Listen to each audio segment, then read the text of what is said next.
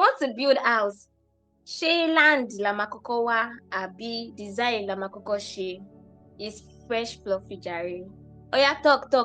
Let's talk. Even if you're not an engineer, talk. Show yourself. Who be this one? You first land? Is it land? You know, be like saying I hope shall competition at this night. You go and design with the half plots, no? It's architecture now, design. Egbami o, am I in the wrong place? Who are these people? You design first now. You say okay, you want to build a house now, and you have like $500 billion uncountable money. You now go to one rented apartment and say that's what you want. No, now it's design. Which one is land? Who are these people? It's design. After you do design, then you now buy land. Oh yeah, all of you, don't.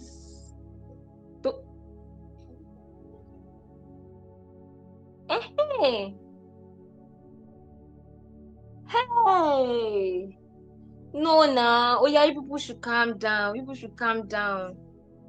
You first think of the house that you want to build, then you not start looking for money. Egbami o. Please, which one is correct? Yay! Bye. We come and do land and friendship this night. We want to build house. If people do not talk, I will say what I want to say.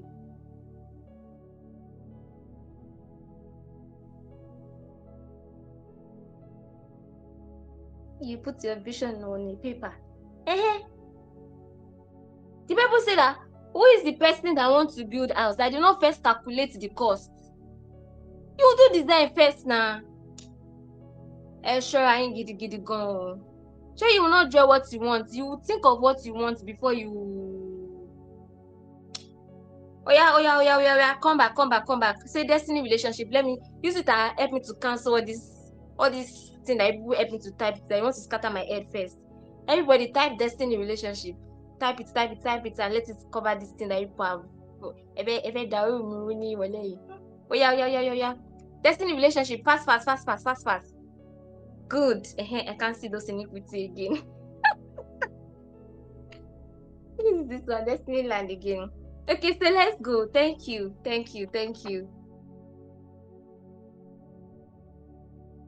See you guys. When you ask what do you learn in Bim session? Land and relationship. Okay, so the first thing is the design, architecture, and whatever. So this architecture, this design here is you. What did I say? Is you, your taste. Remember that we want to build relationship now, but we are using house as example, right? Our reference point. So your architecture, your design is you, your taste, your vision. Do you get it now? It is you designing your life to know who will fit in, because if you don't know yourself, you can't build. Do you understand? So it's more like you don't know who you are and what you want. You just go and carry gbogbo inside your friendship. You now say, okay, because I like Mobolaji. Mobolaji, what are you doing? Mobolaji is a video creator, or she's a nurse. Then you now say the next person that you want to go and carry is a bricklayer. And then when people are now talking together, bricklayer is saying you will start mixing cement first. Mobolaji will say you will first check the temperature of the person. Do you get Emomata Kwarain? And now you not be like, oh, where did I get it wrong? People are always misleading yourself. People don't get it. But now you no get them in the first place because you don't know yourself. Do you understand? Are you getting me? So that's the first thing. For you to build relationship, you have to know yourself first. You have to know your taste. You have to know your vision. You have to know where you are going to. So you'll be able to build. You know the kind of people. Now, when we are talking about build brick by brick, you know that, okay, for this place I'm going to now, I think I need peculiar for this season of my life. That's one brick. Then another brick that you need, okay, I think I need Oyindamola from the next don't know, you just pack all of them together, and then you start fighting that, okay, nobody's supporting me, my house is collapsing, and all of those things. Do you understand? So the next thing now is your land. Now that you have a vision, you have a picture of where you're going to, of what you want to do, of what you want to build, right? Of what you want to build. Then you now look for the land, the environment, the location that suits your tastes. You cannot say you want to build Shina bungalow, or you want to build what's it called now? You want to build fine house, sha, and then you now go inside village, and then you now start going to work from there to maybe you're staying in Oshodi or Lekki, skyscraper, you go and build it in the village, and you know that people will be like, what's going on here? You are doing too much and all of those things. What you're doing what you want, but you are in the wrong environment. Do you get it now? That's the second one. Now that you know who you are, you have to look for the environment that will help you grow, the environment that's better. Some of you are not doing too much. I mean, people are telling you are doing too much, you are shouting. It's because you are in the wrong environment. You are in the midst of people that maybe they are reserved, they are calm, they are too relaxed and all of those things. So they will make you feel like you are doing too much. Do you understand it now? So it's more like building that skyscraper in a village. Village is supposed to be calm. Everybody is still enjoying their mud house, their small house, their compound, and you will just come like oppression. They'll be like, what's going on here? Kilo share. That's how it is now. So please, I want you to focus so that you will not miss what I'm saying. So that's the second thing. I'm just going to rush it. So when you get home, you just connect the old dots together by yourself. So when you get after your design, you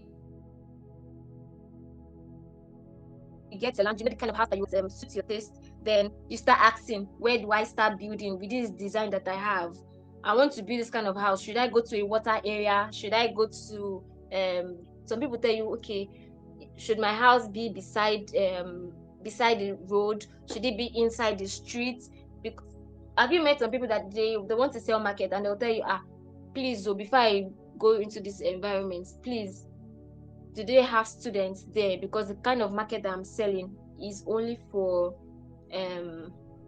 I need to sell to students. Do you understand it now? Environment, and you start after you have your vision, then you start asking, where do I start building? Where is the perfect area? Where is the perfect community to attract my type? So for you now that you are building, you know your vision already, you know where you're going to in life. You start looking for the perfect community to join. Know that you go to one now and you know that this place they are promoting nonsense there, and the wrong place and you cannot go there. Do you understand it? Then the next one, now we've talked about architecture, we've talked about land. Now that you have your land, you now want to start building. The next thing is the foundation. What did I say? The foundation. You cannot start building from the roof now. You start building from the foundation. And that, who is that foundation? What is that foundation in this relationship now? The foundation is you. The foundation is your strong and consistent values. Your foundation is your non-negotiables. Do you understand it now? So now, I remember somebody was confused when I was talking about moving with people, going your lane and all of that. Now, me, I am into parenting and anything, but for now, parenting, yeah. And my friend is a writer, a freelancer. She's doing something entirely different. Like we came in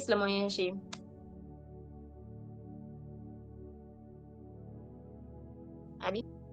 She's chemist, Abby. Please come and help yourself. Oh. So we're in two different lines entirely. But why are we different? Why are we still supporting each other? Because we have consistent value. Please. We have consistent values. We have something that we are holding on to. That's God. Do you see it now? God. So something can happen now, and then I can say, let's leave God aside. She can drag my hair back like, God is the center. You are not taking God out of this equation. Anything that makes you take God out of the equation, that thing will take you out of the equation. Hey, hey. Mo ti gbàgbé nǹkan tí mo sọ. Yé. Ẹ̀rọ mi létí. Give me back. Hey, oh God. Anything that make you take God out of the equation will take you out of God's equations. My arrow is not sharp, boy. You get. Oh, Emimo is chill. But that's it. Okay, so so another thing is, if you don't have consistent values, you will, what's the word now? You people can be doing well together, but it will not be solid. It will not be solid. On that foundation now is non-negotiable. Me, one thing that I'm standing on now is, you cannot be my friend or close to me if you can open this your small mouth and be insulting ministers of God, like you are not scared. Do you get? Once I see that nobody go joelo jurara, like, please give me English, like, oh God, please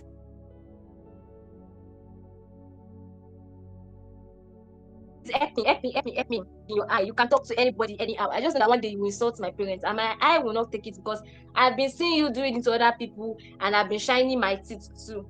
Do you get it? I've been shining my teeth. So the day you now insult my parents, and I'm now saying that don't insult, though, I'll look like a fool. Do you get it? Like, you don't honor anybody. You feel like anybody is anything. You cannot be friends with me. Do you get it? Because my own personal instruction from God is that even if that pastor is doing something, this one that's calling me, can you hear me? I don't have the right to open my mouth and talk down on that person. An adult or not, a child or not, I don't have the right. If you're also somebody that it takes nothing for you to what's it called, body shame people, you cannot be my friend at all. Because I know one day you will do it to me. You will tell me that my head is big, and because I've been laughing with you, you will not listen to me. Do you get it now? So do you see it now? So if you don't have the things that what they call them now, non-negotiables in it's true, but you can't be putting it to my face. I know that my forehead is big already. You don't have to tell me. I say it to you guys all the time. So when you say it to me, it's not going to hurt me. Do you get me? So please, you're not supposed to say it back. As I was saying, so now that is your non-negotiables. Now, if you don't have this thing, you'll not be able to build any solid relationship. Do you something that you fall back on? The other day, I was telling my friend, let's go and do this thing. She was like, God will use the two of us to do as scapegoats. Do you get it now? So that's somebody that's able to bring me back to the center, that anything you like, you do. If both of us we live this life like this, God will use us as scapegoats. So if you're now with somebody that does not care about these things at all, you'll see that one day they can just shift it from the line and tell you that it's not in your, let's do it. Do you understand it now? So your foundation, you are the foundation. You must have your strong and your consistent values, your non-negotiables, and that's that. Another thing is honesty and all of those things. So you go and check it. You see now that if you don't have these things, you cannot have foundation. You just see that you build from the roof, your house will fall down. You start again from beginning. So the foundation is you, and it has to be strong. You're looking for a friend, but you don't know these things about yourself. Babolo Bajasi. Please, King did not used to distract somebody, or else I throw King out. Thank you. So the next one is, after you have your foundation, it's like I'm going to scatter it from here. The next one we want to talk about is roof. What did I say? Roof. R-O-O-F. Please, I cannot pronounce that thing, but you get R-O-O-F. Say it out loud. R-O-O-F. Roof. Roof. Thank you. Goodness. Roof. Yep. So the next thing is roof. Now it's this part I want to tell you that you should stop generalizing people. What did I say? Stop generalizing people. Honor them for their roles in their life and show them their importance. Do you get it now? So everybody in your life is important, but their assignment is different. The assignment is different. So you cannot be saying, Oyin is my friend. Icon is my friend. If I will replace she's irreplaceable, she's replaceable, and all of those things. Please, if you build house and you have knife inside your house and you have your roof over your head and you are now treating your roof wrongly and you say you can go, Jare, this roof can go, I will replace you. Can you use your knife to cover your head in the night? Can your knife serve as your roof? No. Can you use your roof to cut your onions? No. Do you understand me? Do you understand me? Where are these people? Thank you. So let's go. You cannot use knife to roof your head, and you cannot use your roof to cut your onions and your tomato. They are both important, but you have to honor them for their importance. Don't be generalizing people. Yes. We go further, but one. But what are you typing? What are you speaking? Speak English, please. Please. So that's that. So for your roof now, you need spiritual covers, you need physical covers, you need academic covers. If you let me not talk. So you must know people in your life and their roles so that you'll be able to honor them for it, so that you will not start seeing them as okay, you are the same, I can treat you anyhow. Do you get it now?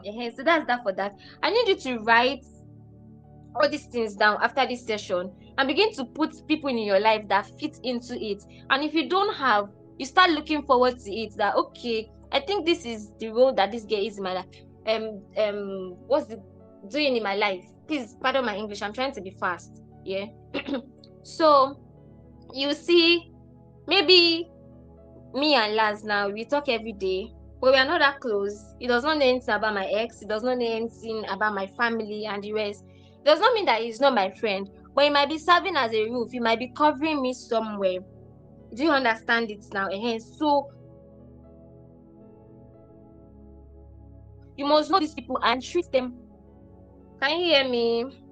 Oh my god, I don't like this. All right, thank you. Let's go. So the next thing is door. What did I say? Ilekun, door. What is door in Igbo? What is door in Hausa? What is door in Fulani? What is door?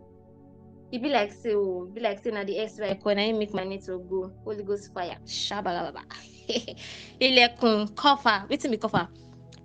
Uzo. Okay, uzo. Door. Okay. All right. Thank you. So as I was saying, what is the work of door in your house? Is to filter people that come in, and 2 minutes care. To filter, these people can wait till 11. Oh, Nishetan Shitele. Hope you know your Yoruba. So that's that, by the way. I just said you guys are beautiful, in case you didn't hear. So the door in your house is to, yes, now maybe not filter, but you get the gist, you get the language that nobody can come inside your house now if you don't give them the key. Only if they are thief. Do you get? There's holiday tomorrow. You guys stay with me now. Close Shelley. Stay with me. Stay with me, even if you have some place to go. Smile for me, even if it's sad. Okay, so I repeat, if your life is not uncommon to drive certain kinds of people, that means you don't have values and principles. Did you get that? So is your house complete without door? Nope. So your door is what protects your valuables, what you have inside. And Pastor Mildred Okonkwo will always say, person wey carry egg no dey fight, because the egg wey dey your hand, you sabi how much you buy am, so you will not want anything to happen to it. So even if somebody is pushing you or doing anything, you will still hold on to the egg. But this rule does not apply to I cannot come again. Ola said it's only Abiku that used to come again. And me, I'm Abiye. Listen to the recording. It suits me. Okay, so let me say, if everybody sees a template of their life in you, you are like a multi-purpose soap. You know that soap that you can use to bath, you can use to wash plates, you can use to wash your hair. The soap is just doing everything, doesn't have targets. You don't even know if it's actually for MP. Yes, no results like that. That's how you are. No, God, I beg. So if everybody sees you and say, "Oh my God, you look like where I'm going to," for people to come and see I'm like, "Oh my God, Icon, you are my role model. You're going to be, I'm going to." Drug dealer to come and see you and say, "Oh my God, Icon, you inspire me. I see my future in you."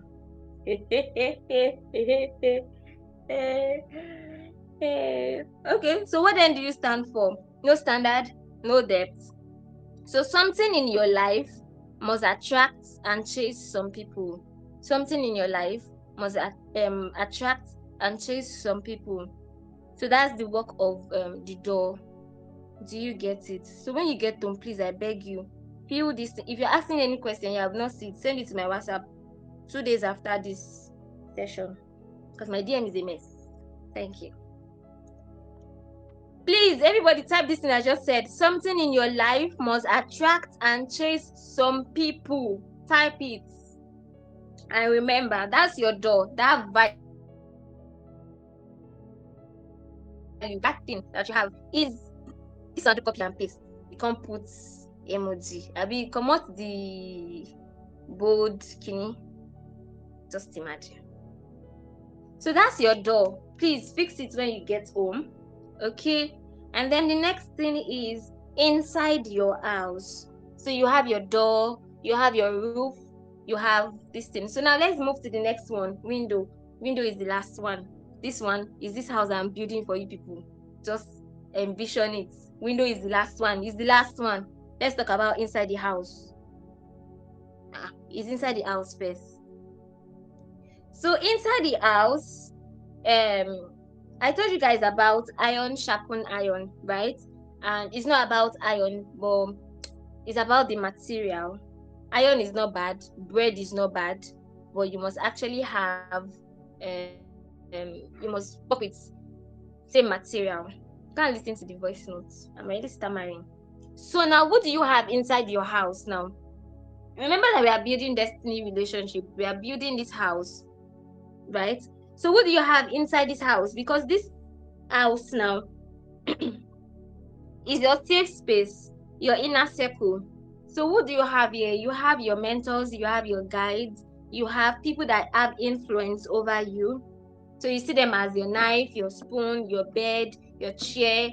Do you get? I want you to liken these people to all these things that I'm calling so that you understand it better.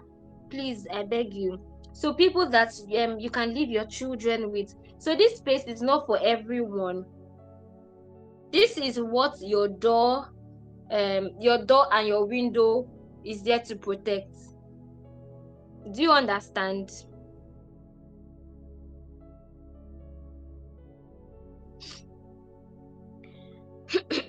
Okay, do you understand it now? So these are the people that you have inside your house.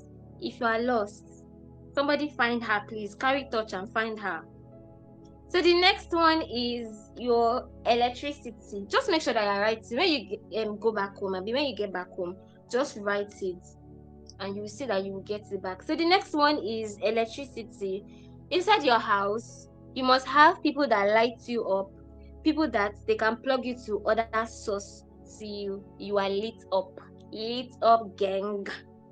Do you understand? So inside this your house, you must have people that light you up, or they can plug you to other sources till you are lit up. Then the next one is your water. Who is your electricity? How you they take light me up? Let me embarrass you for this place, or open your yash. So the next one is water. People that refresh you after you have done nonsense outside, and they say, protect me outside, correct me inside the house. So after you've gone outside and you have stained your body, you have done all sorts, these are the people that are ready to like welcome you no matter what, and then refresh you. These are the people that you see as water. And people are getting beyond this laugh that you are laughing. I hope you are getting it. It's okay. I'm doing my own part for you. So the next one is your kitchen. What did I say? Your kitchen, your kitchen. So now, what do you have in your kitchen? Everything to feed you, to nourish you. And now, these people that you have in your kitchen now, you are very clear on their roles in your life. They have their definite roles in your life, and you know their motive and what to expect from them. You are not confused. What's going on? What is to refresh you? Is to refresh you? Is to refresh you? Say refresh. Somebody say refresh. What is to refresh you? Refresh you. You get? Please don't drag me back. Going to stay at 12. Okay. See, I'm still going to toilet. I'm still going to compound. Don't drag me back. Thank you. Refresh. It's not correct. Refresh. Fresh. Okay. So, yes. So, for the kitchen, you know that these people, you are clear on their road. You are not doing kalu that. I'm not sure if she's my friend, though. I'm not sure it's this. So, imagine you go inside the kitchen now. You know what you will get if you eat eba and egusi, right? You are not what's it called? It's not like you go and lick 2 sachets of Milo now and you are saying no, I'm not going to purge after. You are very, very sure that if you drink this thing too much, it is going to purge you. Do you understand? So this ones, their roles in your life. You are not confused. You know what to expect from them. They know what to expect from you. You must have this kind of people inside your house. Eba and egusi for life. Up eba, up egusi. Thank you. So that's for the kitchen. Then the next one is compound. We are still going to toilets. We are still going to window. So let's quickly talk about compound. Your compound. Abi, is it face me I slap you? You want to even face me I slap you? There's compound there now. Abi, it's one room that you want to live. So now let's talk about your compound. This is other people. They are not your enemy. Enemy. Holy Ghost fire. They are not your enemy and they are not your friends.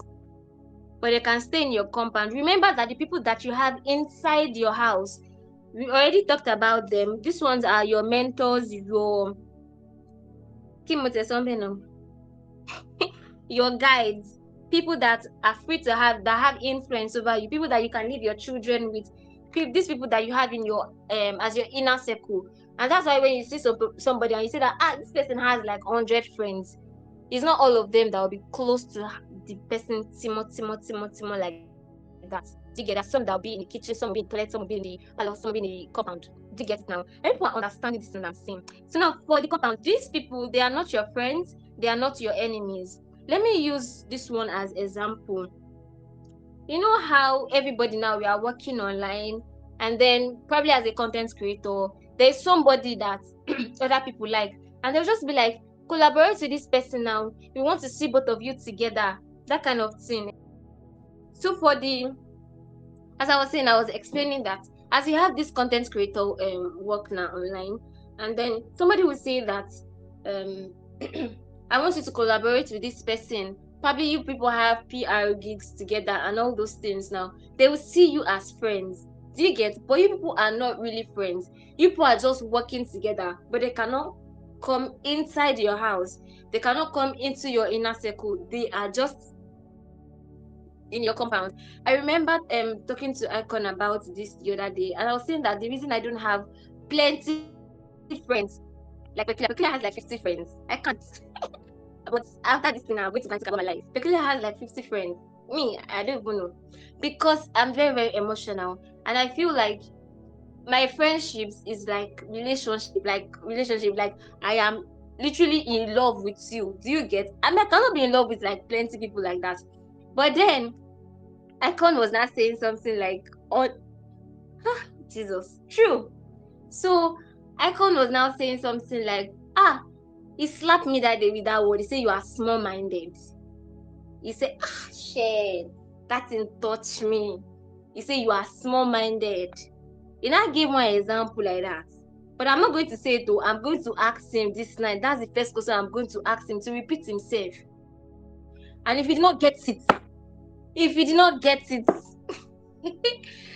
so do you get it now? So I'm just like, okay, now for my work, and I'm going to meet a lot of people that want to fancy you, people that you don't even know if they're there for the money or the anything, and they want to call you friends and the rest. But I'm like, I know my friends know me. They're not plenty. We're just like 10, I'll be 5 or 6, and we love each other. We know I can't be sharing love with everybody. My heart is not that big. You can break up with me now and to affect me for like 2 years. I don't have strength like that. But that thing he said, I thought about it for like 2 weeks. I will not even lie to you. I thought about it for 2 weeks. I was like, okay. I saw the likes of Eniolu. I saw the likes of Simi Sonya.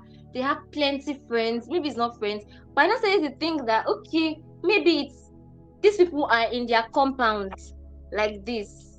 Hey, okay. So that's the first thing we talk about what's it called? The toilets. Okay, let's do it like this. Okay, that one. I know that is evil now. Men are evil. But his own is 100%.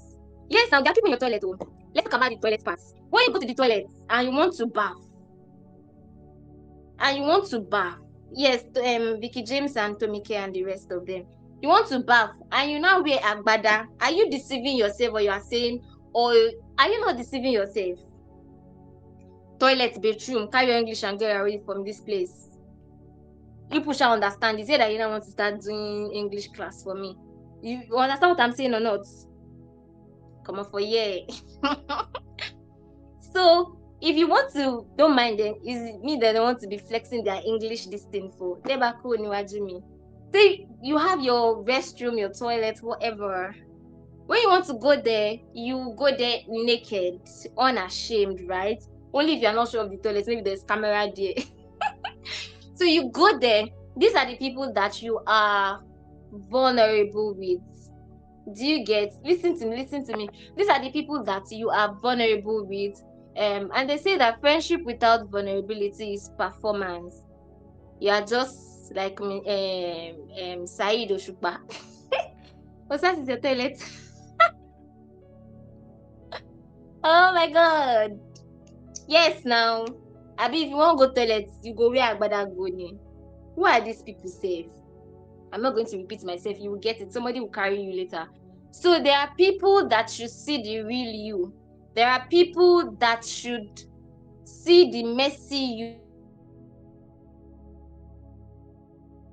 There are people that should see the scared you, the unsure you, and they should still choose you and stay and build with you.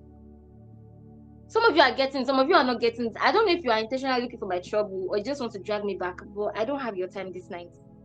Do you get? We still have 50 questions to answer this night. Please, the negatives that I'm talking about here is not noodles. Please, I don't want anybody to take my word for. Don't carry the word. What I did not say. Everybody, you're my witness. Don't say Director Bim say that there are some people that should see your nakedness. Somebody now bribe you and say, I'm your toilet. Send me picture. I want me to okay. I'm not there. I'm not there. Oh, I stand before the heavens and the earth today. I'm not there. I didn't tell you that. But let's go. Hey, so you should ask, who is my restroom? Who is my toilet? But you know what? Vulnerability is risky, and that's why discernment comes first.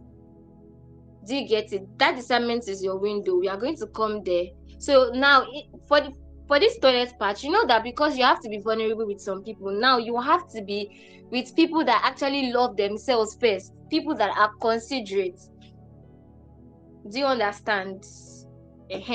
So now, I have a friend. He likes dark humor. And me, you know me, soft girl. Anything cute. I don't want anything black. Anything gloomy. I love cute things. That's why I say I used to change my wallpaper every day because I'm always on my phone. I'm always working my phone. I want to be seeing cute things. All these dark humors that you be sending. They say somebody die, you are laughing, you are putting skull emoji, is sweeting you. I'm like, what's going on here? So before I started judging this friend of mine, yes.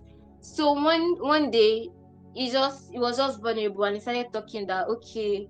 And I also that okay, I think this is he's using this dark humor as a coping mechanism, right? So from that day, after he was vulnerable, I started becoming more careful with him. I understood his perspective more. And now if I see any dark humor like this, I'm sending it to him because I understand him. And I see that okay, this is what this person wants. They're not just doing it because of anything, it's because they've been vulnerable. Do you know what? Some people cannot help you because you are hiding, you're always hiding, you're coming to the toilet with agbada.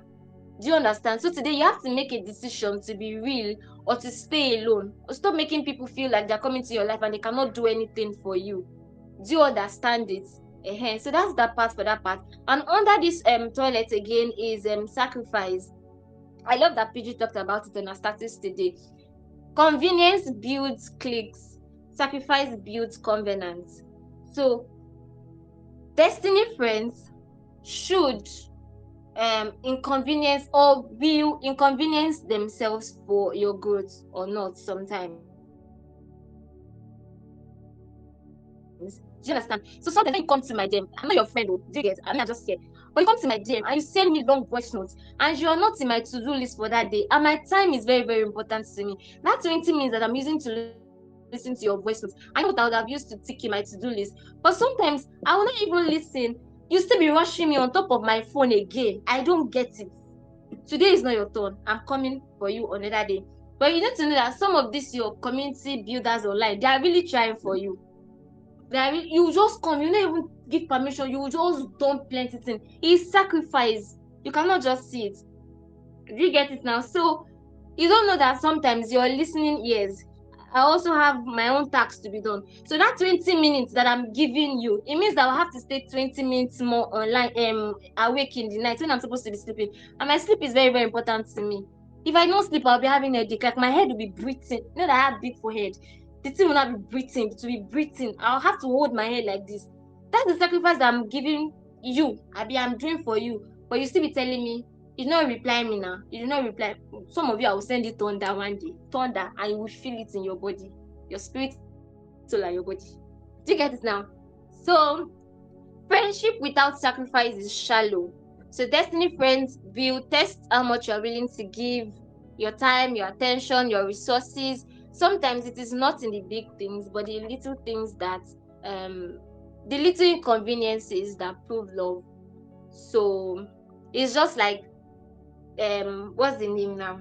Peculiar. I see your Gorimakma under the big wigs that I used to wear, but I still love you and I still respect you. So if everybody they see your picture online, they're saying, "Ooh, oily mommy, so fine, so beautiful." I'm like, without your head, you put under your wig. Anyways, I still respect you. I still honor you. You see it now. So these are your toilets, people that you can be vulnerable with. Me, the people see. I showed you my hair that day. My what's the name? Jugular breaker hair. Some people used to see that hair every day. They still like me. For me, it's my only my DP and I'll show you fine thing. That's why it is battle axe style. So do you know what? We are going to talk about the window. Let me rush it. So window is your discernment, how you see. They serve as your eyes before letting people in into your life. When you open your window, a lot of things will come in, right? When you build your house and you open your window, a lot of things will come in. No verse, I'm almost done. You people distracted me in the first place, so please, thank you. I go sleep now. You don't see masquerade for your dream before. Now me, I get masquerade clothes and I get cane. So as I was saying before, he distracted me. So when you open your window, no mind them, a lot of things will come in like offense, like jealousy. But if you prepare, you will identify and chase them out. Do you understand? So Coach Etima will always say something like, she will tell Coach Wendy that I am called to be your friend. So you cannot be jealous of someone you are called to build with. You just have to collaborate and celebrate greatness together because you are working towards the same goal. It's more like Tequila is also into parenting like me, and then we see that There's so much work to be done. Every time me and Peculiar see, we're always talking about problem. Like, people they suffer. Hey, people know they take care of their child. And sometimes, last time that I saw her, we're supposed to do something. We're supposed to, hey, shoot a video. Guess what we ended up talking about? Community member. We're talking about problem. Hey, people need to arise, oh. People need to arise to the. Don't rest, oh, please. Don't rest. Keep the chat coming. Don't mind this newcomer. So we're talking. I say we came to shoot video. We ended up not shooting anything. We're just talking. Imagine somebody like this now. One of us now win. Maybe we get access into a big place that help us achieve our goal. And I'm not jealous that Peculiar entered it when we have the same goal. Does it make any sense? Does it make any sense? Please answer me. Does it make any sense? No. So you're working towards the same goal. You are destiny aligned. So why fight?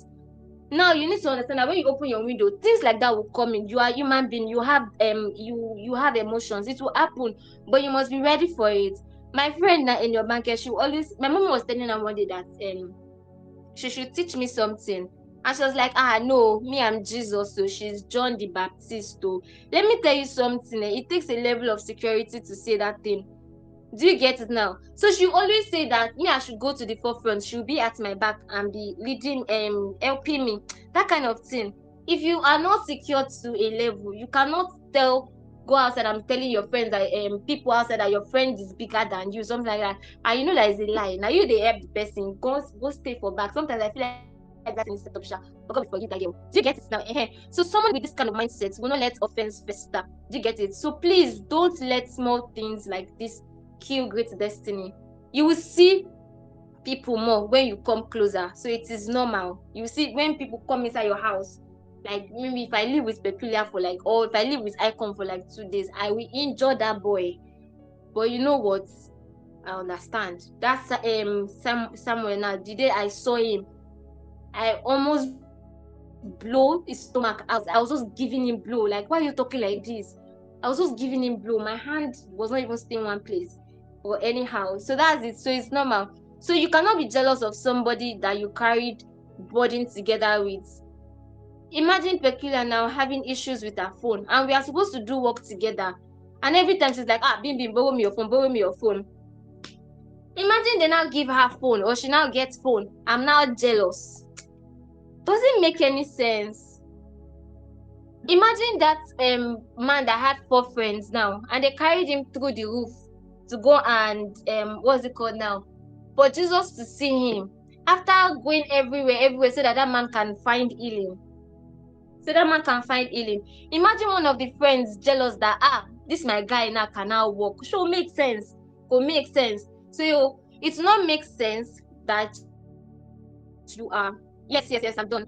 That you are jealous of somebody that you carried burden with and you carried them shared your load with. So you are supposed to share the joy together. Lastly, friendship may come as a gift, but they are maintained by principle. Did you get that? Friendship may come as a gift, but they are maintained by principles. Remember that you cannot maintain toilet the same way you maintain your room. If you want to wash your toilet, you pour water everywhere, but you cannot pour water everywhere in your room if you want to clean the room. Do you understand? Thank you. So, have you learned something? Now we are moving to the second session. Are you still with me? Who is this one that is showing me a ring? Holy Ghost fire you there. Put your ring in your pocket. Okay. Are you ready for my guests? See, people, your energy is not high. I will just beg them that we are not doing again. Do you know what it took me to bring these people? They are big people. They are very, very big people. Do you get me now? Just one person to get just one person now, to invite one person. Do you know how much I will have to pay for their speaking engagements? It's money. You're not there. You're not here. They are here for you now. You're not showing excitement. You're supposed to be happy. You're supposed to be jumping. That I will in your pataki. Oh, and be by. You're not for me. All of you, yes, so Icon now. I be Peculiar now. I saw a rate card that day. 1 hour is 150k. She's here now for you for more than 2 hours. You're not doing anything. Please.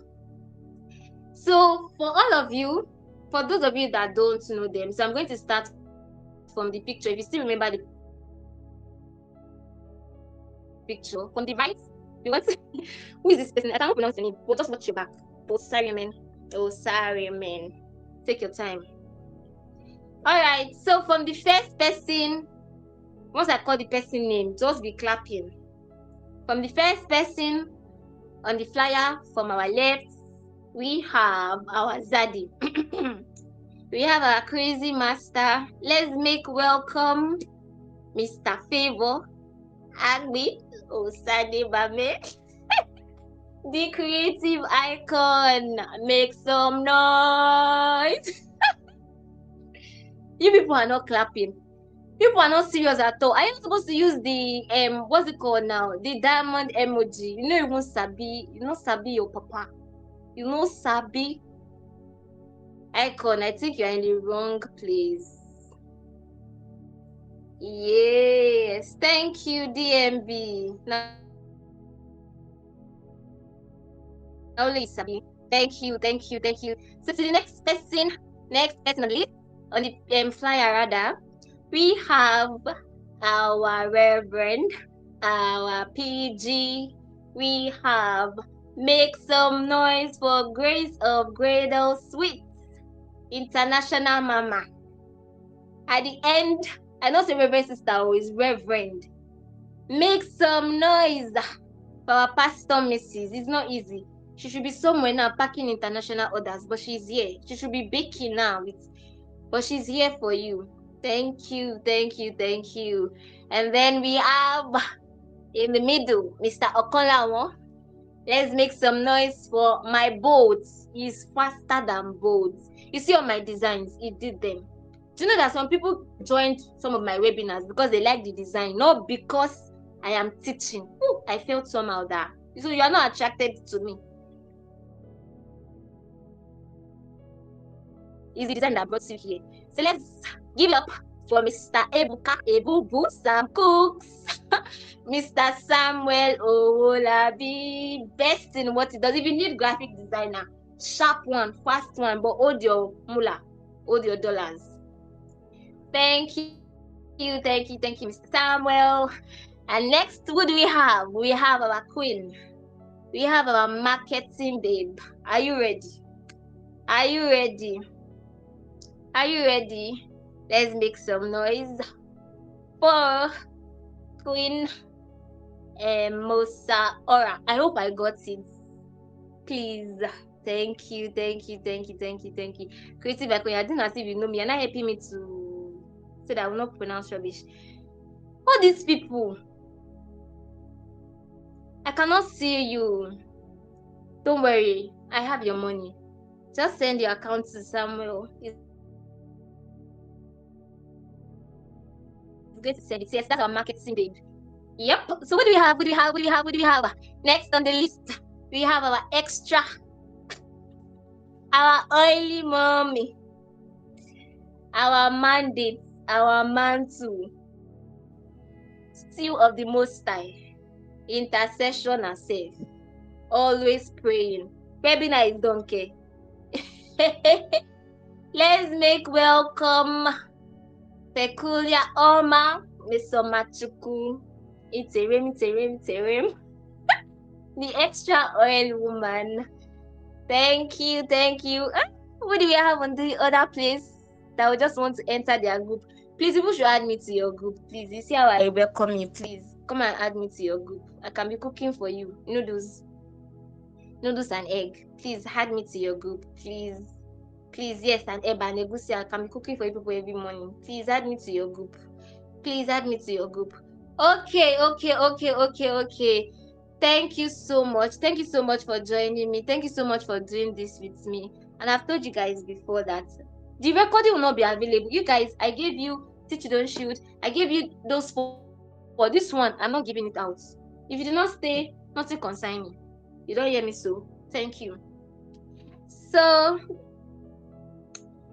again, thank you my friends in purpose, thank you so much for saying yes to me. Thank you for accepting my proposal. Yes, I'm going to marry you. Thank you so much. Thank you so much for doing this with me. Thank you. Thank you so much. And for you people that have been making mistake, I'm not in their group. I just invited them. I'm begging them to add me. They don't want to add me. Anyways, before the end of this year, you will see me in the group. Okay, that's that about that. So if my guests, please let us hear your voice. Samuel, please give them mic. You're my guest, you're still my engineer. Please give them mic so that they can say hi. Say hi to us. Say hi to us. Say hi to us. If you're here, unmute your mic and say hi to us so we can start. Again, guys, if you ask question, I'm starting from my own question. I will ask my 100 question first before I go to your question. Is anybody saying anything? I can use the mic. Peculiar, use the mic.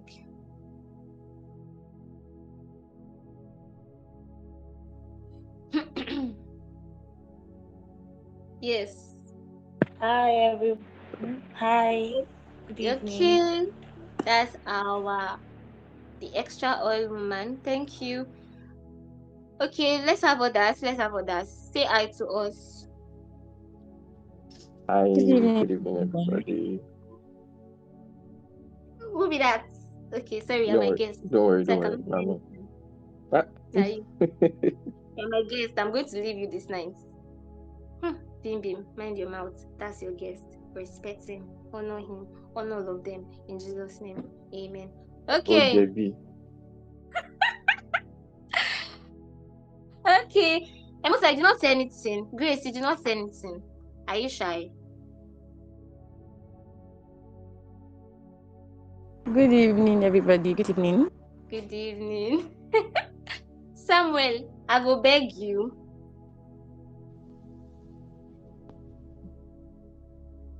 Name is Ebubu, like some people said. Oh my god. Okay. Grace, have you said anything? Eh. Yes, I did. Yes, I did. Abby? Eh? Okay. Oh, see how they are sounding so refreshed. Okay, now I must never talk. Oh yeah, now our marketing babe. Is she still here?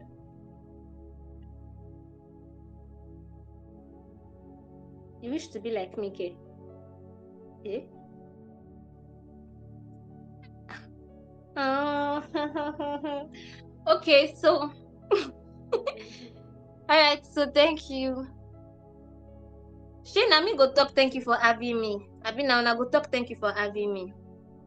All those people that were teaching me English that time, where are you? Talk.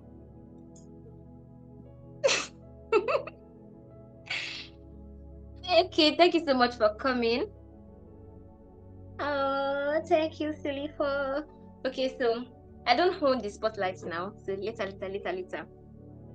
All right, so I think we're just going to start from the first question. I have plenty of questions, and again, I said it the other day that you people's number one fan.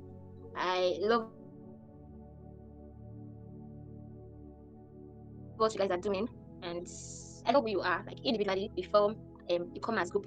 So thank you so much for preaching my message or for leaving my message. And when we did our last webinar, some people attacked me. They said, "Oh, is YouTube kini kini con?" I don't have strength to go back there. But yeah, we are here to learn from you this evening, and I trust that you're ready and God is going to help you. Glory to God. Hallelujah. So, hope you people are seated and you have your juice. So, the first question, we are curious. We want to ask, how did you all meet? And at what point did you know this wasn't just normal friendship, but a purpose aligned bond? Did you get my question?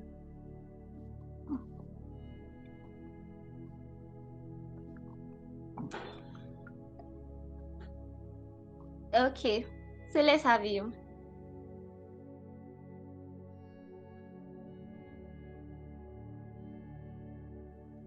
Can you hear me? All right. So I'm going to move very fast from here because I'm going to ask you the question. Now to the question of how we met. It's a very long story, but I'm going to try to make it short. And I'm going to be talking from my own perspective. I met, let me start with Peculiar. I met Peculiar during an intimacy challenge that she organized. And prior to that time, I did not like her at all. So your friends may not actually appear like your friends at the very beginning. I did not like her and she did not like me because I felt as at that time that she was doing too much, that I was her own self. Why are you doing too much? That only you work at home. So sometimes she can send me like 20 messages on different days. I will not open it. And when I open it, I will not reply. So because she doesn't reply me, because I don't reply her, she doesn't like me too. So we do not like each other. And then came intimacy challenge that she did last year. I honestly did not want to register. But then that there are sometimes I can do anything to push up your spiritual life. So even at that, I did not want to register too. Then I remember her sending one last message to everyone that is still outside that the intimacy challenge is going to be starting very soon. So I said, well, let me just give it a try. And then I registered. And then the intimacy challenge went on and on like that. But it got to a point she could not, show up as usual because of NEPA issues. And we used to do intimacy challenge by 5 o'clock in the morning. So because of that, I did not want a situation where everybody will gather together and will not be able to pray at the end of the day. So I just fill in the gap naturally. And from there, I actually saw that this person is not as difficult as I felt she was. She's actually a very sweet person. And from there, that was how we got talking. And this is where we are today. From Peculiar, I knew, Samuel. And let me move to the next person, which is Creative Icon. It's food that joined us together. I'm casting him here again. It's food that joined me and Creative Icon together. So there was actually like, let's say, maybe a giveaway. And so I was asking who is my location that can take this stuff, and then he indicated. So I went to deliver this much of to him. And of course, it was okay. It was nice. He gave me review and everything. And we didn't talk after that. Then I think I went for my NYC and all. That NYC period was kind of a dark moment for me because I had to leave Lagos, start my business from the scratch and everything. And one day I just received a call from him. It was a call, yes, on WhatsApp. I received a call from him and he was like, Grace, how far? How have you been? How are you doing? The usual, how are you doing? I said, I'm fine. He was like, no, I'm not asking you how are you doing. Like, how are you doing really? And then for the first time in my life, I broke down and I was telling him, I just moved to a new place. It's a village. My target audience are not here. I want to launch my brand and all of those things. And the way he supported was no, no, no, no. During those periods, a stranger will fast for me. A stranger will pray with me. That was something I've not experienced before because I used to have friendship issues. Also, somebody I don't even know like that. It was actually, it actually made the whole difference. Today's that there will not be cash. I was like, creative icon. My money for the line, money for my nylon, my packaging nylon is not complete. And he will send money. I'm like, nobody has ever dashed me money in my life. So it was I actually saw friendship from a new perspective. It made me understand how friendship should be like. So that's how I met the creative icon. I met Emosa through the creative icon too. So all of us kind of, because we were in the same community. Community is very important. So don't just join community and just be on your own too. All of us belong to the Potters Clan and the Billionaire Club. So we were able to relate to some things because there's something that actually joined us together. So before you can say I have friends or these are my friends, there must be something common. When they are divining, they will tell you a group is like a number of people that have shared values, shared this, shared that. If there is nothing connecting you together, you cannot last because you don't have the same values, you don't have anything. So that was like something that was connecting us together, and that was how we met. And then fast forward to December YMR period, we tried to drag this creative icon to attend, but he said he's not attending.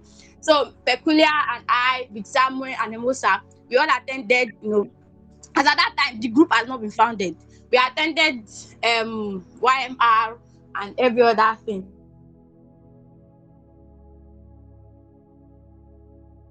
So we prayed together.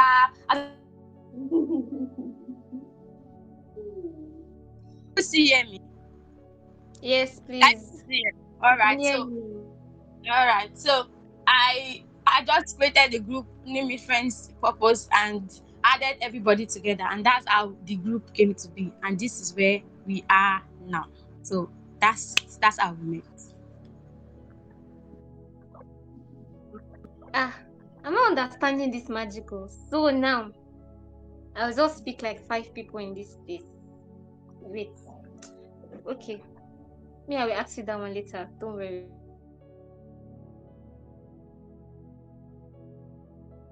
Oh, did you even want to know me? Because no be like that. Oh yeah, explain to me now. Because is it possible that okay, you already know Peculiar, you already know CCI, you already know Samuel. What if Emosa did not like Peculiar and you now had them to the same group and they're like, what's this one doing here? Why did you hide me with this one? This girl that is doing too much. Do you get? Please help us to clarify that part. Thank you.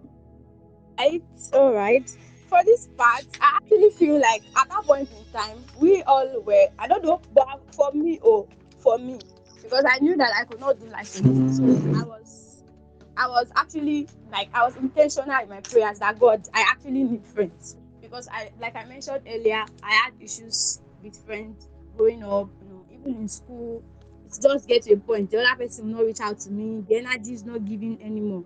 So what I did was I intentionally prayed about the kind of friends I want, and God sent them to me in ways that.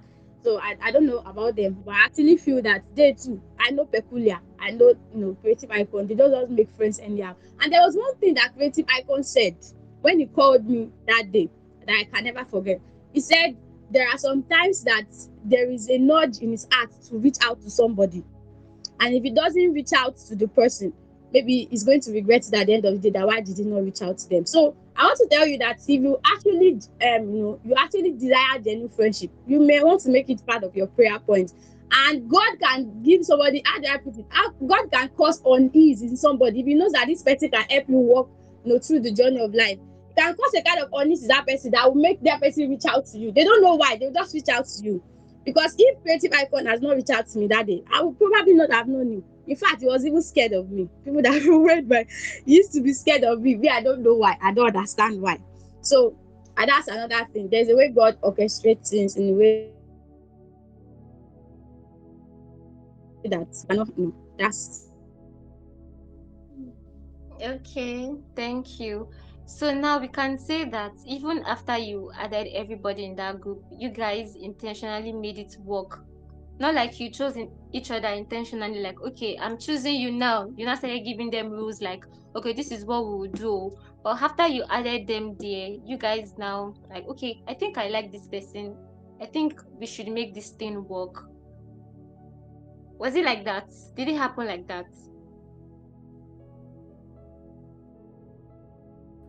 okay. So after we Let added me. everything, is somebody talking? Yeah, I wanted to help you answer the question. All right. Okay, I think before adding everybody to the group, it was more of a joint decision. So there's the history of Grace not liking Peculiar, and all that stuff, and the story of Favor or Icon. Let's call him Icon because that's what he's known for, of him not liking food and all that stuff. Now there was a point in time before we got into the group where we were already closer, based on the fact that I was friends with Favor. I was also becoming friends with Emusa. I was friends with Peculiar, like that. So it was more like the circle was knitted but not connected. So as at YMR 2025 or 2024, it was when we decided we were four because Favor did not attend the event physically. That was the only reason why he was not there physically. But as at then, we were all together. Being together means we were already talking before that time and stuff like that. So it was more of a joint decision to do it that day. It was not in the group we decided to like each other. What's it called? Grace and Peculiar already settled their differences before this time. So that is the only thing that feels like is missing there.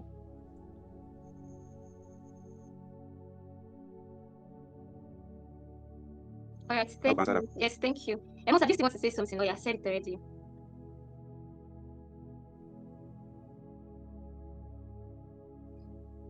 Is she here?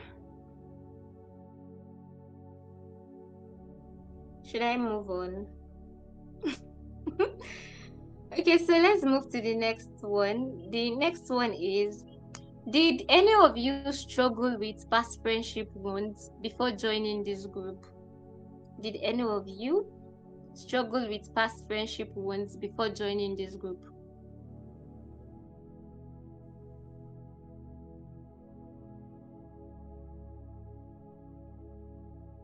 Yes, I think there's nobody Can I talk now? who.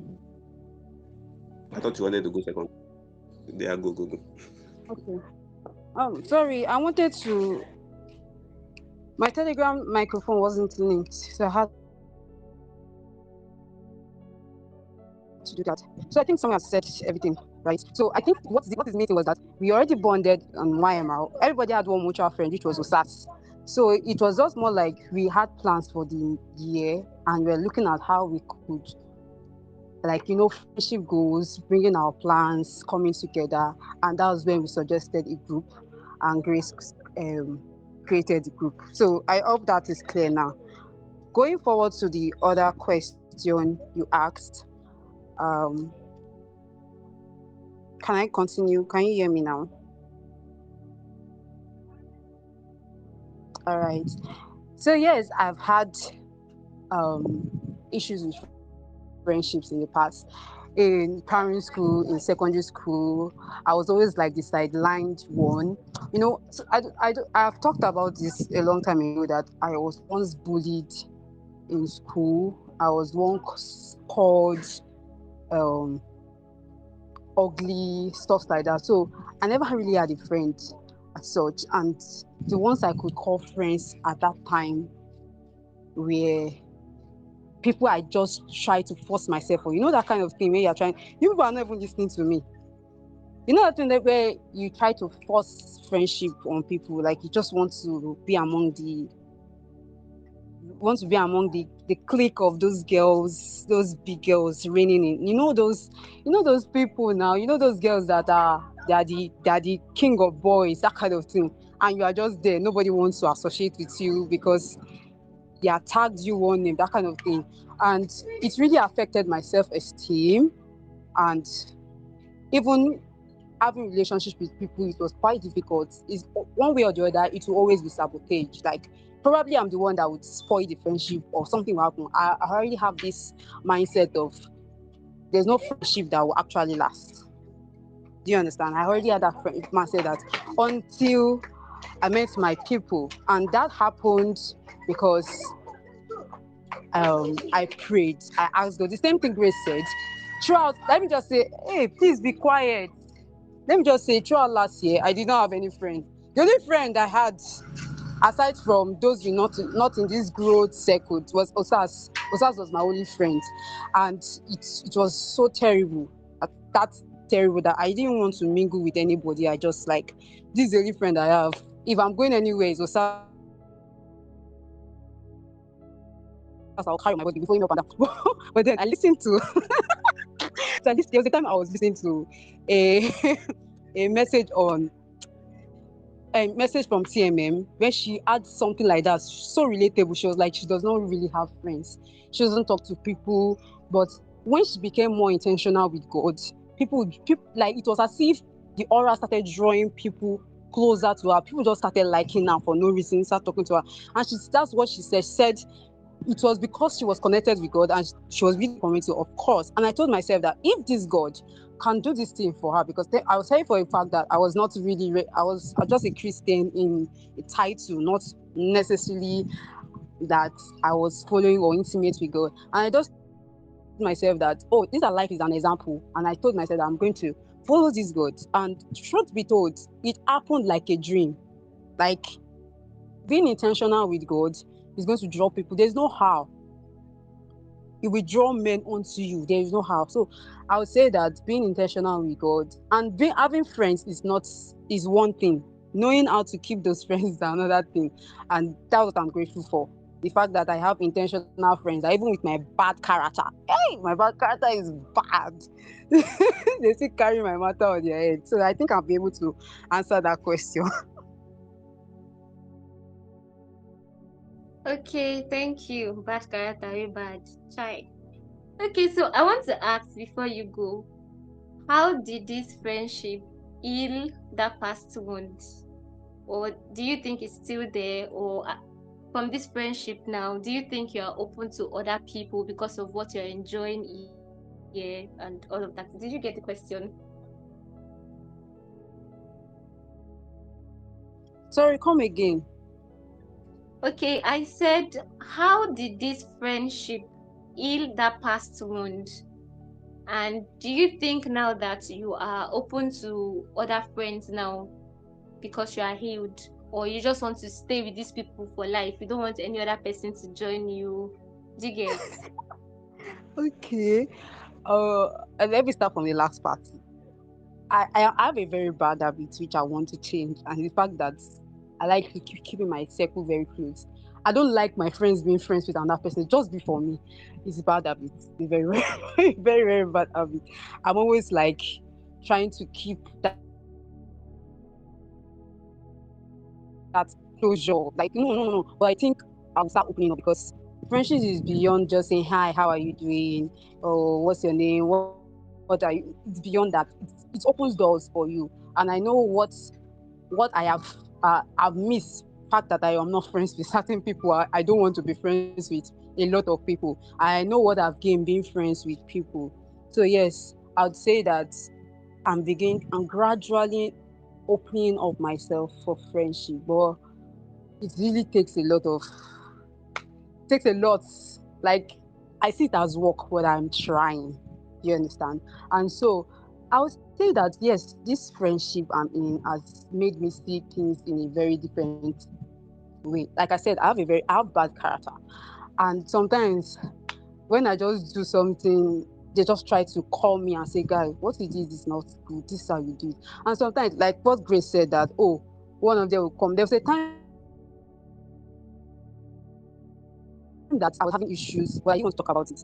I was holding it for days, and then there's a particular group, another public group. My friends are there, obviously, but the inner circle they were not there. They were also there. So it was just mixture of a lot of friends, a lot of people helping me towards something. And I was talking on the group, and I was just pouring out my heart. I was just saying rubbish.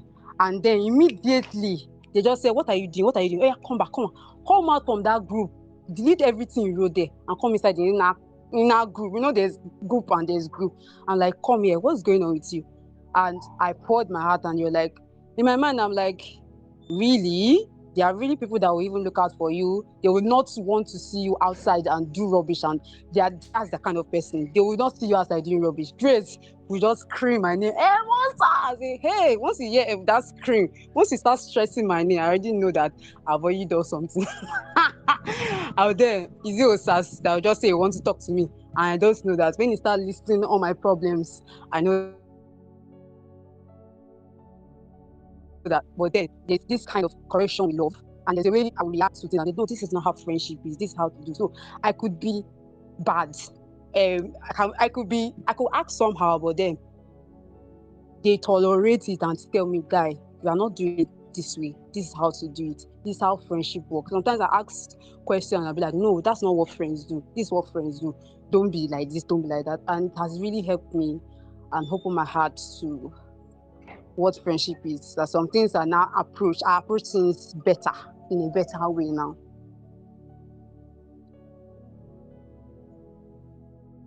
Wow, thank you so much for being honest and vulnerable with us. Thank you. Are we still here? Please, I want to beg you, please don't be distracted. Even as you are having fun, please listen and learn, okay? I don't want anything like, I don't know how to keep friendship again. I don't want to see that thing. I don't want to see that you're proud of this nonsense that you're shouting up and down your status and you're proud of it. I brought 5 good heads now. Please listen. God bless you in Jesus' name. Please focus. Thank you. So the next question I want to ask is, we have 47 more questions to go. So the next thing I want to ask is, what does it mean to find and keep destiny relationships? What does it mean to find and keep destiny relationships? Thank you.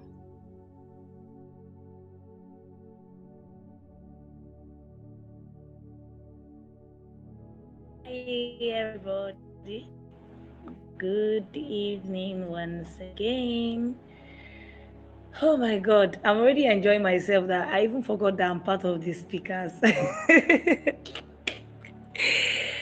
was just shining teeth here. I forgot that I am part of the speakers for tonight. I just want to be learning and enjoying myself. Right? So, what the Bim Bim just asked, what does it mean to find destiny relationship? Am I right?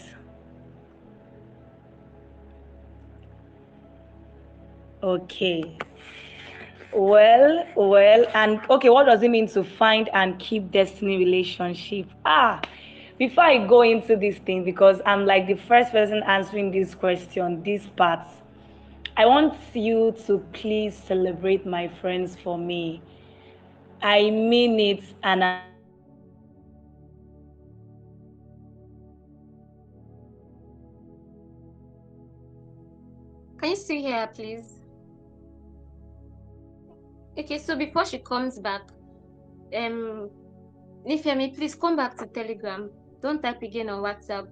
They either miss it, they either come here or miss it. Thank you so much for helping this far. Thank you. So let's keep celebrating our friends till she come back, till she comes back. Keep celebrating them. Keep celebrating them. It's not easy. I'm so sorry. Let me know if you can hear me now. I had a call that came in. Apologies Yes, for that. ma'am. You can Don't know why continue. somebody will be calling me this time of the day. Okay. So I said that you should please help me celebrate my friends because I love them too much and I really, really celebrate them. Honestly, I don't know. I just believe that without my friends, there are so many things I wouldn't have achieved, right? And they are just the best destiny relationship that God has given to me. They are not just the only friends I have. Bim Bim said I have I have 50 friends. Well, I don't have 50 friends, but I have friends. I have 20 plus friends. And this one is not because I just want to count numbers. I know friends that I had in the past and till now we still say hi, hello, but they were just friends for a particular season. But this particular 20 plus, they are still in this season and they are working with me by the grace of God. But these are the people that made it to this place. And of course, we are here together to tell you how friendship works. Okay? So, how to identify destiny relationship and how to keep them. Well, I'm going to be very honest with you. This friendship thing, it is if if I am going to be very honest with you, I never knew that I'm going to become a friend to Creative Icon or like a very close friend to Creative Icon, Samuel, Grace, and Hemona.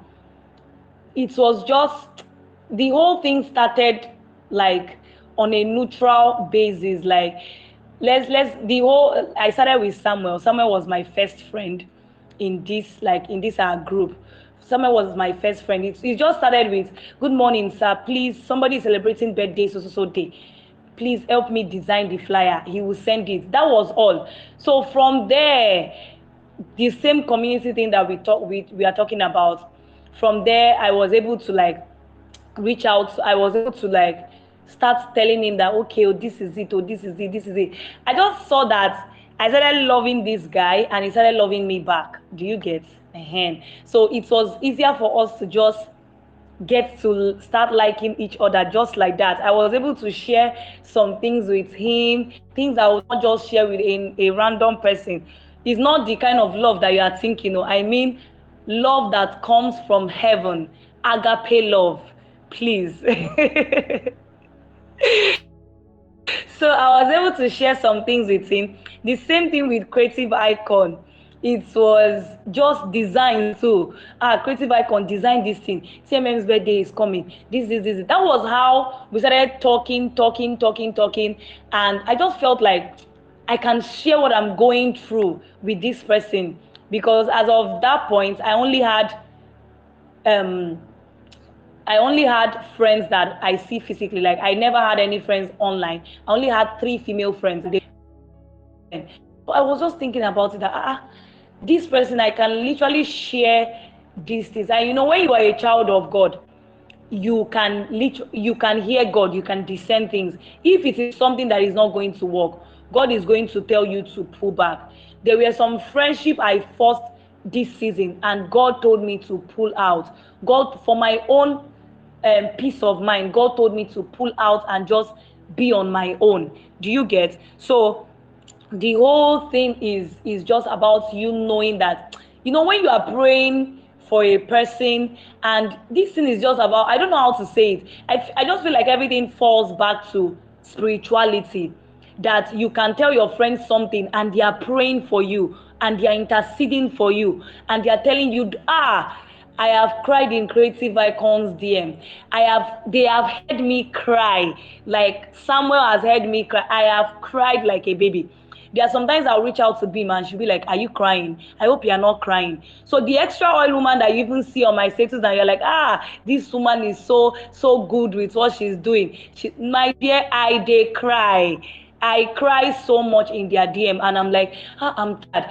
I can be crying in Creative Icons DM and I'll be laughing on my status and I'll be posting and you know, that kind of thing is just so, I don't know how to put it, but it is funny. It is actually very funny, right? So when I knew that these people were people that could pray with me, I could share anything with them, I could tell them what I'm going through, I could just there is nothing I cannot tell them, because we have grown from that part of just being friends to becoming a family member. We go all out for each other. I am currently working on my brand, and it is something that Grace is already good at. She's already doing something. Grace had to travel from her house yesterday or day before yesterday to come to my own place. She stayed overnight awake. She was telling me, this is how to do it. This is what you need to do. This is how you not to do it. This is how you should launch it. You know, that is what friendship is. No, I had to lodge her in a separate place. I don't allow her enter my water area. Do you get?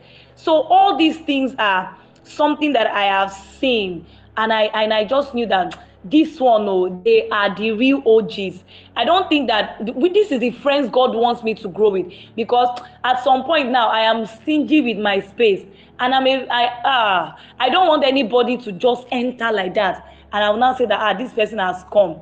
That was why when Bim Bim was trying to enter, Bim Bim was my friend. She was not trying to enter Creative Icon space, enter Grace space. No, she was trying to. They love her because, Peculiar has talked about Bim Bim. She's a very good person.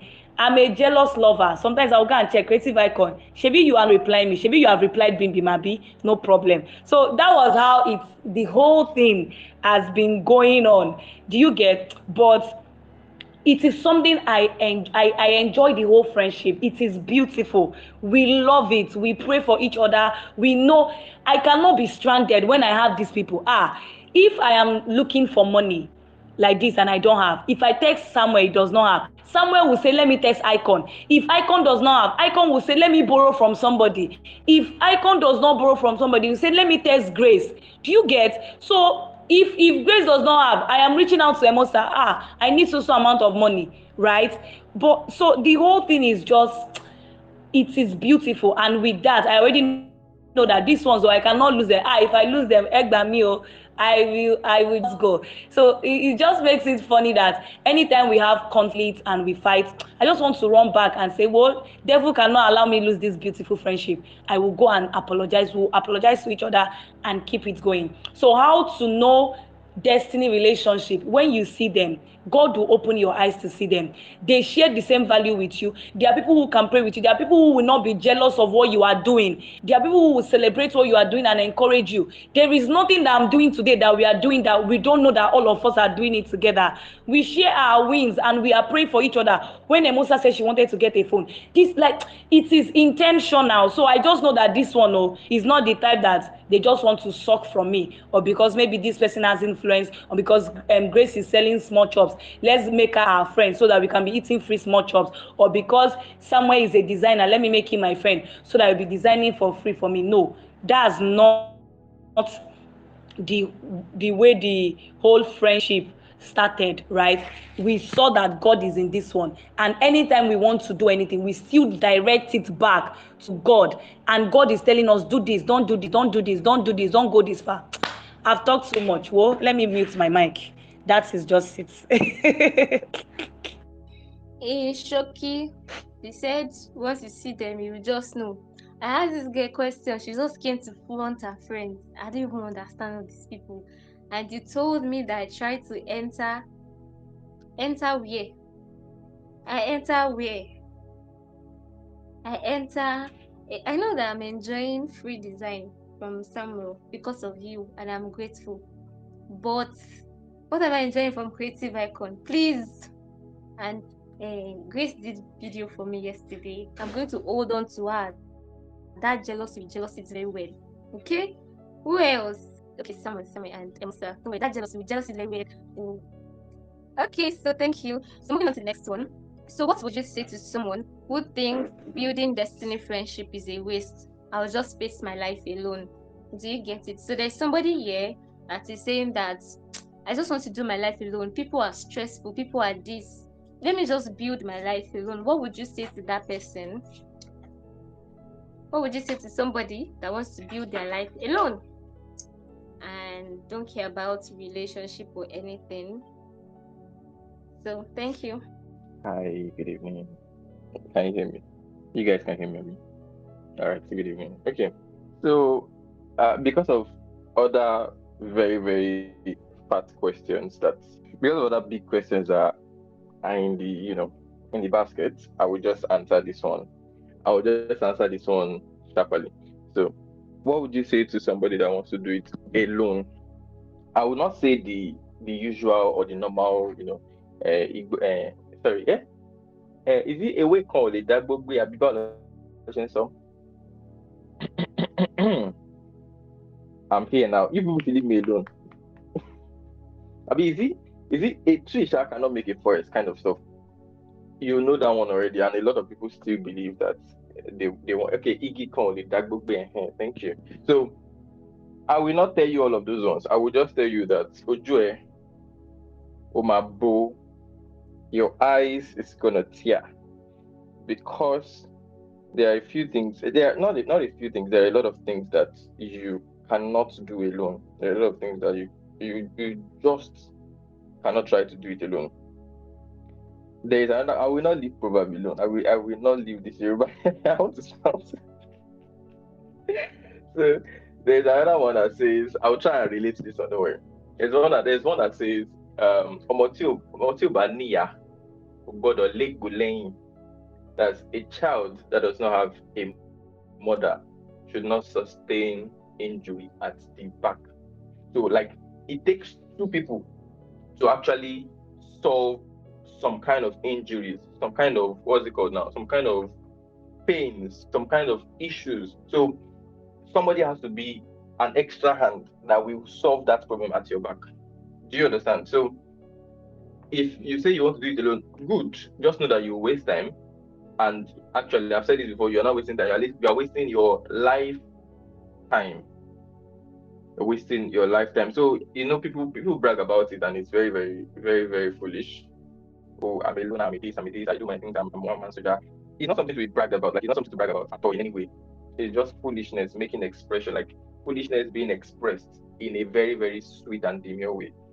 So, you cannot do anything in this life by yourself. You are in this world because two people or more than one person actually put heads together to make this world a place for you. Do you understand? Even in the creation, God said, "Let us make man." Not like he was not he is self-sufficient, but there is the place of collaboration. There is the place of co-healing. There is the place of co-reship. The re as in ore. So and so on and so forth. Do you understand? So you cannot just do it alone. As simple as that. If you try to do it alone, you waste your lifetime. As simple as that. So yeah, I'll be dropping the mic here. Thank you, Beam. Yes, co-reship. God bless. Yeah, always forming words. Anyways, guys, when I'm dropping everybody's link for you to thank them, I'm not going to drop this man's link. Thank you. So thank you very much. I'm not going to be repeating anything that you have said. I'm just going to move forward. 46 questions more to go. Now, the next question is, this one is about your friendship now. How do you handle conflicts without damaging your friendship? I know it is a lie from the pits of hell when we tell ourselves that, okay, in friendship, we're always smiling, we're always, it's always mushy, it's always, sweet and all of those things. Let me tell you people something. I saw one friendship podcast on IG the other day, and I sent it to my friend that we never fight before, Kel. Guess what? The next day we fought. I was blaming myself that why did I even open my mouth to say this thing? I was, hey God, that the next day like this we fought. My chest was hard. I was like, which kind of wahala be this? But then that's just me and one person. So I want to know how you guys did. You have 5 people. You have your own opinion. You have your own mind. Somebody can say one thing now, and extra oil woman is saying, with all this my knowledge, if it cheats me. And the correct ship, that's Mr. Creativity, can come now and say that this thing you're saying is a lie. Someone can come with his evilness and say something else. So how do you manage conflict without damaging your friendship? Thank you. I want to do a very popular, I call it line. Any Nigerian will understand. There's this video that trended. This also a trend. It says, "I don't want peace. I want problems always." Now, before Beam ended the mic, he said "Evil Samuel," and then Pekula in the chat said "Peacemaker Samuel." Now, those two things, they are direct opposites. One is bad in literal terms, and one is good. Basically, in life, problems exist. If you look at the history of Nigeria, there was a time where we fought the Civil War, and whether or not Nigeria is in a better place, there was a problem between Nigerians, and eventually it was solved. So even this expression that says your tongue and your teeth clashes is just simple analogies that problems exist in relationship, in family, in life. That is just it. Now, the only thing you have to do or note at the back of your mind as a friend who knows the fact that there's always going to be problems. Now, I'm not saying expect problem. If you expect problem, you just worsen situations, because in that way you would always look out for, is this thing a problem and stuff like that. I'm not saying expect problem. Just know that it is a part of life. Now, when they do arise, because you know that this friendship is not just something I'm doing for this time, I'm not just doing it for my selfish reasons. Understand that there has to be a bigger person. Being a bigger person doesn't mean taking shit, but it just means that at certain points of your life or at certain points in conflict, there has to be a form of resolution. When we get to this point, what do? We have gotten here, the conversation is heated, everybody is angry, understandably. But when we get to this point and it looks like it's a breaking point, what do? Do I understand for the time being, and later when everything has calmed down, we address it again? That is an option we can take. Okay, have we gotten to the point where we can say, even if I'm angry at you, I would never do this set of things? Even if I'm angry at my friends, no matter how offended I am at them, what I would do first is let them know that I am offended because you did this thing. Now, if I don't let them know, that's a different occasion. I don't have the right to be angry. In short, the last conflict that we had, I said something. I said, if you had not told the other person or the other set of people who offended you that you are taking offense on this particular matter, you don't have the right to be angry. Now, this is not disputing the fact that you are offended or you are angry or there's conflict. We are only saying that because we know that after this conflict, we are expected to continue, then there are some things that, no matter how bad or good they are during the conflict, we just have to know that we are going to forgive. If that is what it is at the back of your mind, then I don't think conflict would stay out for too long or be something that would eventually scatter the friendship. So conflicts are just a part of life. In as much as your tongue and your teeth fight and you don't cut one off or throw away your teeth, then you have to understand that this set of friends is because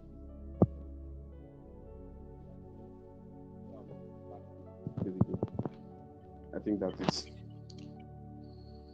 All What is this? right. You All didn't get right.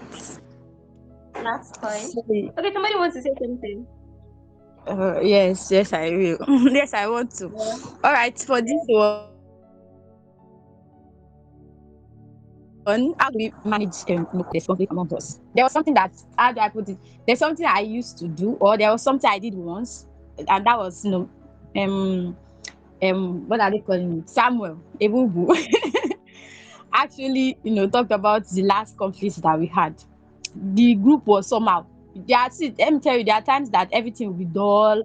Everybody look like they're passing through one phase and another, and it looks like things are not the way they look like before. This is the time to call each other's attention that this is something that is going on. It's not supposed to be like this. Why are we like this? Communication is key when it comes to keeping friendships together, and when it comes to managing conflicts. Very, very important. So for that particular one, I had to call everybody that we must have a meeting between today and tomorrow. What time? And then we got to talk, got to discuss, and there was actually something that happened. All of them, they offended me. All of them offended me. And then I went to the group. I went to tell them that you people, all of you know you offended me, but I forgive you. But then all of them now started wondering, what did they do? What did they do? I did not talk about what they did. I just told them that they are, are forgiving them. Meanwhile, me, I was still angry in my mind. So that was, the part where Samuel had to say that if somebody offends you, don't keep it to your mind. Some of you used to keep malice and keep grudges, even within friends, even within your current relationship, whatever it is. It is the time to tell them that this is what you did to offend me. This is what you did. I did not like it. And so that they can avoid that same situation next time. Not like the next time when they now did, you say, that was how the person did that day too. That was how you did that time too. That was how you did that this thing too. Very, very important. And again, another thing that has helped us to manage conflict is the fact that we all have the love of God in our hearts, and to some extent we fear God. Because if not, the way somebody offended one person, nobody will come and talk that you offend me. Everybody will now start keeping malice. I know in a group of a group of five like this is where she offended me. Musa is a very bad person. Samuel is a very loud this and that, and nobody will talk. Then just one slight thing will not happen, kasala will not burst. So that kind of thing, let's say the love of God, the love of God is very, very, very, very important. God's love will not allow you to keep malice. God's love will not allow you to have this act of unforgiveness. You always want to forgive, because you know that your heavenly Father say you will not forgive if you don't forgive your neighbors, if you don't forgive your friends. So that love, the love of God, very, very important. The fear of God. This is why godly friendship and godly relationship is very, very, very important. Very, very important. Have godly friends, so that when anything happen, before they will react, they will think about what will Jesus do in this situation. So that's basically the answer to that. Thank you. You guys see what I told you about foundation that have consistent values with you. Imagine you are with somebody, you believe in God, and then you are with you believe in God, and then you have somebody else that does not believe in God. How will you offend somebody now, and God will not tell that person that go and apologize? People will just be fighting. So that's by the way. Oyin Damola, we are still fighting. You offended me that time. I think it was my last birthday, and we are in my next birthday now is October. So you wait till after October before I tell you what you did. But we are cool now, Shao. But if you don't remind me, we are still fighting. Moving on. The next thing I want to ask now is that you guys are big, you're doing great stuff, and we understand times and seasons. It's not every time that you will be out there doing something. Pastor Koju said every day, every season cannot be your season. Do you get? You're not God. That kind of thing. So we want to ask now, have you ever faced jealousy, misunderstanding, or comparison in your group? And how did you overcome it? Like, okay, maybe today now, what's his boss name?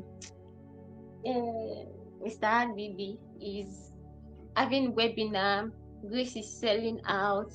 I think Samuel is the only quiet person that's not building community. So how do you manage, like, okay, this person is getting all the attention, everybody's calling his name is in the mouth of people. Like, we are human beings and we will have emotions like that. So how do you guys have you ever faced jealousy and comparison in your group, and how did you overcome it? Thank you. Okay. First of, with every person in the group, we have different, let's say, different ministries. So there's the individuality of every one of us, which is a part. Then there's also the part of people who are actively building something right now.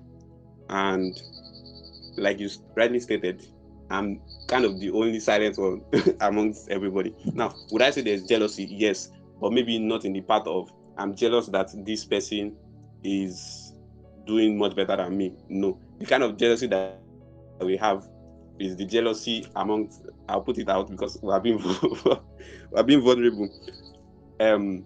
The kind of jealousy we have is jealousy amongst the ladies. Now, I'll make it.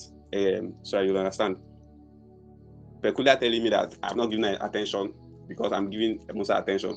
That might not be true, but that's what it feels like. So understanding that times change, people change. There are times where you are actively busy. There are times where you are not busy and stuff like that. So there are times where it happens like that. I've opened some people's ears. It's not only peculiar, but that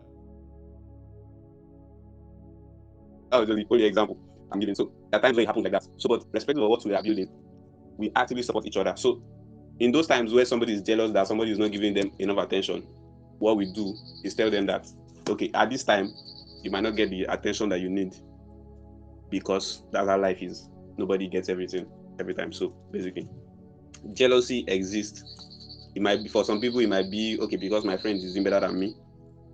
But in as much as you are doing your best for both yourself and your friend, remember, it's called a relationship because everybody is expected to contribute a quota. So in as much as you are doing your best for both yourself and your friend, this quota can change in the sense that somebody might have more chance on his hand than the other person, understandably. But once you are doing your best actively for both yourself and your friend, then you don't have to feel left out. Second thing is you have to be proud of whatever it is you are doing, whether it is failing,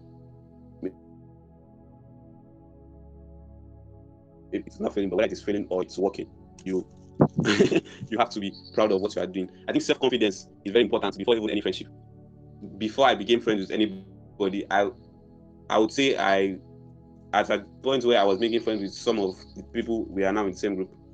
Some people I would say are bigger than me. They still are, but I was not oppressed by this person's bigness. So I was confident that what I'm doing right now is what I want to do without having to think that this person is doing better than me. So since that was not there, I did not have a problem of right now saying this person is doing too much or this person is bigger than me or feeling left out. Because even with what they are doing, they carry us along. So as somebody is doing a webinar, going out to speak, going for events, she's doing it with the support of everybody. So that is what it is for. So since that is there, I feel included. In short, if you say Grace has a million naira, I can say yes, I contributed 1K inside the 1 million because I was part of the process, even if I did not actively have to transfer money into our account. So being part of the process, including each other in whatever we're doing, has made it not feel like somebody is doing better or somebody is feeling jealous based off what based off our successes or our individuality. Right. Hi everyone. Can you guys hear me? All right. Another aspect of this, how do we, manage jealousy and all of these things? Let's say I'm not actually jealous of the fact that my friends are growing, and I feel it's the same for every one of us. But then, especially this creative icon guy, sometimes he'll just tell you, Grace, Alpha, this is what I want to do. This is the new idea. Instead of you to be thinking, me, I'm not doing anything with my life. What you be thinking about is God. What am I?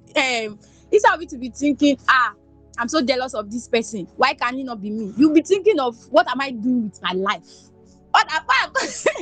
Like, why am I still here? I'm sleeping too much. I'm procrastinating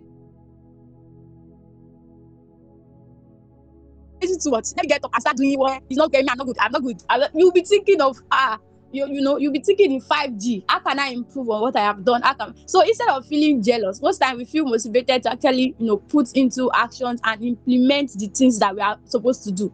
Because when you see your friends growing, it's not competition, no, but you too, you will not be left behind, so that by the time they get to that place, you will not be where they left you, or you will not be where you started from. Do you get what I'm trying to say? So that's this thing. And again, we ladies, let's not lie to ourselves. Ladies, we have me, I'm a lady, and I'm talking from this this perspective now. Especially Peculiar mentioned a place where how do I put it now? She doesn't, is it Peculiar or Emosa? Yes, Emosa. She said cases where our friends have other friends getting close to other people and all of those things. We have had situations like that. And then what I used to say, and I'll still say here, is that always understand that your friends have assignments. They have different purposes. Everybody have different assignments. In as much as you are in a relationship, they are your friends, you do everything together. There are some specific tasks and there are some specific instructions that God will tell you. This is the person to work with, and that person is not in your circle. And that person is not your circle. This is the person you should work with. This is the person you should do this thing with. And so at that point in time, it may look like your friends, the other friends may feel like why is it that you want to do this thing? We are not, you not carry us along. We are left behind. We are not doing this. Shebi we used to do everything before. Me I could be looking at. Shebi did not tell me about it and all of those things. You have to respect times and seasons in the life of your friends. That's why you have to be very sensitive. Don't be a friend that just doing everything jaga jaga, jaga jagiously, like I used to say it. Don't, you have to Osas, please, you have to be very sensitive. Times and season. Okay, this is the assignment this person is currently doing at this particular point in time, and this is the respect that. And instead of trying to fight, you will now go and ask the person, is there anything I can do to assist? How can I help this assignment? How can I help you fulfill this instruction? How can I help you do this? Not like you now be saying it not concern me, shebi you not tell me about it, and we'll be looking at ourselves, all of those things. It doesn't actually make sense. It doesn't it doesn't actually make sense that way. Do you understand? So be very, very sensitive. And another thing, when you see that one of your friends or your friend withdraw, instead of you to say they are not giving me back the energy I want, they are not doing this, they are not doing this, move closer to them. Why is it like this? Why is it like that? I'm going to call out names now, no verse. Emosa, for some time before this call, I noticed that she was silent and all of those things. I had to call her out on the group. Emosa, what happened? Why are you silent? Instead of saying it not concern me, be looking, shebi kinikan, she sha posting, why is she not talking? I said, why are you silent? Why have you been silent? What's going on? And then she started talking, and from there she was not as silent as she used to be. Everything went back to normal. So sometimes it's just questions that you need to ask to actually show that you care. So instead of saying it not concern me, it not do this, it not do that. Number one thing I want to bring out again is another thing I want to bring out again is from this story of David and Jonathan. I was studying them, and one of the things that stood out for me was that the scripture loves David like himself. So you actually love your friends like yourself. When there is anything that you see that you don't like, you know that if it's you will not take it. You are supposed to speak out and talk.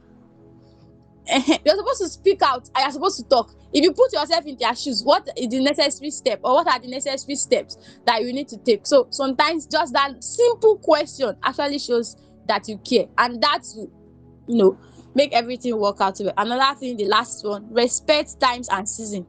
Look out for it. There will be shifts. You cannot always be on the same level. The energy cannot always be high, and when those periods come, what do you do during those particular points? So that's basically it. Whoa, if you guys are still here, please celebrate my guest. Celebrate my guest. I don't know if this is a drag session or but I love what I'm hearing. I love what I'm seeing. Thank you. Thank you. Please celebrate them. Please celebrate them. Please celebrate them. Please celebrate them. Thank you so much. I know this is looking like, okay, it is fun and all of that, but I love that they are vulnerable. I love that they are, they are casting themselves, but we are learning. It is not just for fun. Toilet. Thank you, guys. Let me tell you people something. The time is 9:33 p.m. Do I have your permission to continue? Because we are still in the first part of the question, and we are still in, let's say I divided all the questions to different sessions, and we are still in the first part of the question. So we still have part 2, and in the part 1, we are still in the 2 parts. I mean, how do I put it? The second session of the part 1. No rush, abeg, tomorrow na public holiday. Okay, so let's quickly move on. Who they send location by? So the next question is, I don't know, I think you've answered it, but I'm still going to ask again. So maybe you will just sum it up. I wanted to ask that, how do you balance individuality? Hey, individuality. Shabalababa.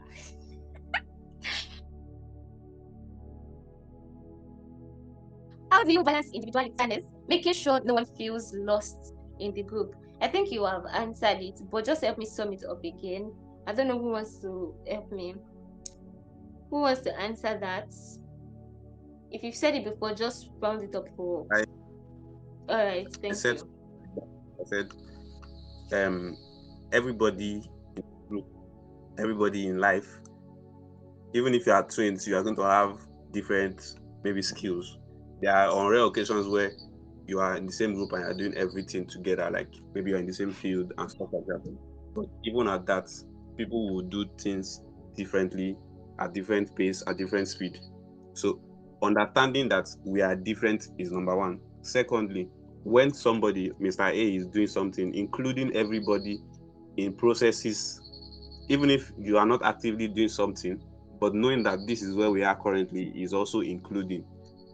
For example,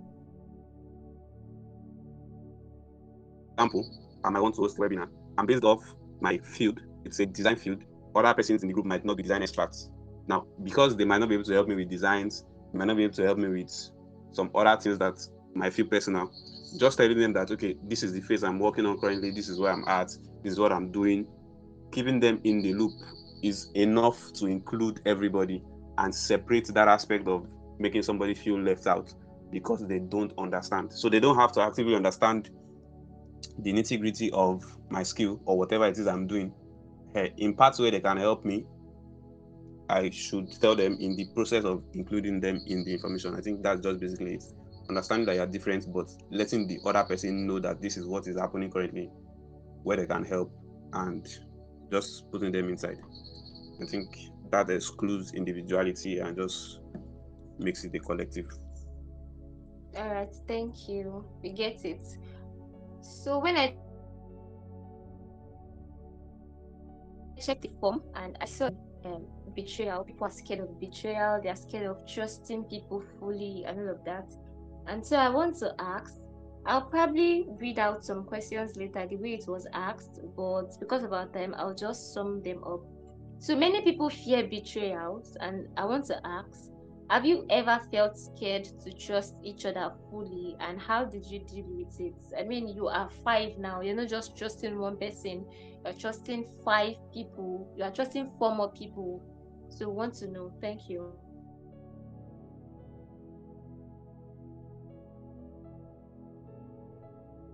Hi, Bim, please come again. Thank you. Some my brother don't talk, say, now only Abiku they come again, and I am Abi. Don't be saying that thing again. Apologies, my guests. So, let me start again. Many people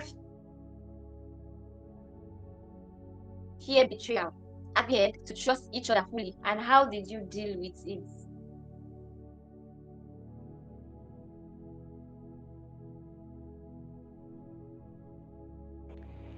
Okay.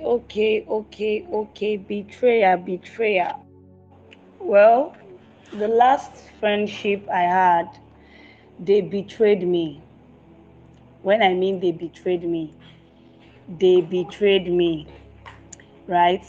I crowed, I cried. It was so painful because these were people I literally took as a sister. I love them with the love of God. I met them in church, but I never knew that their own transformation, when you give your life to Christ, Not everybody will be transformed easily. So it was that bad, because these were people I literally took like a sister, like a family, based on the fact that, oh, it was my first time here and I'm trying to like build up something. I became vulnerable. I was able to give them what I have. I was able to let go of anything. I was doing it not for them to just come and gather me one day after service to beat me. I'm like, eh? It's just like all these news. Dun, dun, dun, dun, dun, dun, dun, dun, dun, dun, dun. I was like, what's happening here? What's going on? They want to beat me after service. I mean, I'm a crybaby. There's no place I cannot cry. Public or anywhere. Anywhere, anytime they cry. I don't they cry already because they're like peculiar this. Gossip is actually very, very I can't even, now that I'm remembering it, I felt like they really lost so much, because I don't even know how they are doing now. I don't know. It was only one of them that later came back to apologize that I'm so sorry. I never knew that I was doing the wrong thing. I was just following this person because of the lies she told me. I did not even come to ask from you. Although they are no longer my friend, but she came back to tell me that I am sorry for so thing. So after that part, I made up my mind that God, though, any friendship that I'm going to build again, it has to be Christ-centered. There has to be a renewal and purging. I have to see that this God that these people say they know, it is reflecting on their character. Because I just felt like those people that I was talking about, that they are working on their character and they will get better, because I knew that they had flaws as a believer. There were some things that they would do, and I'm like, you're not supposed to be doing this thing. Are we not all hearing the same word of God from Pastor Marvin? But I was thinking that they will get transformed. Last, before they got transformed, they now hit it on me. It made me not want to build another friendship.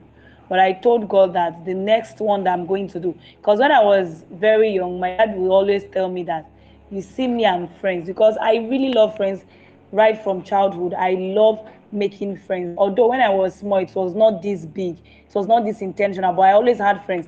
So my daddy would be like, you see, friendship is something that is going to deal with me in the future. So maybe because then I did not have the knowledge of God. But now that I have the knowledge of God, the whole betrayal of a thing, I just see that anybody that betrays me and move on with their life, they used to say it, no problem. I understand times and season. I have drink it like pap and custard, that I understand times and season.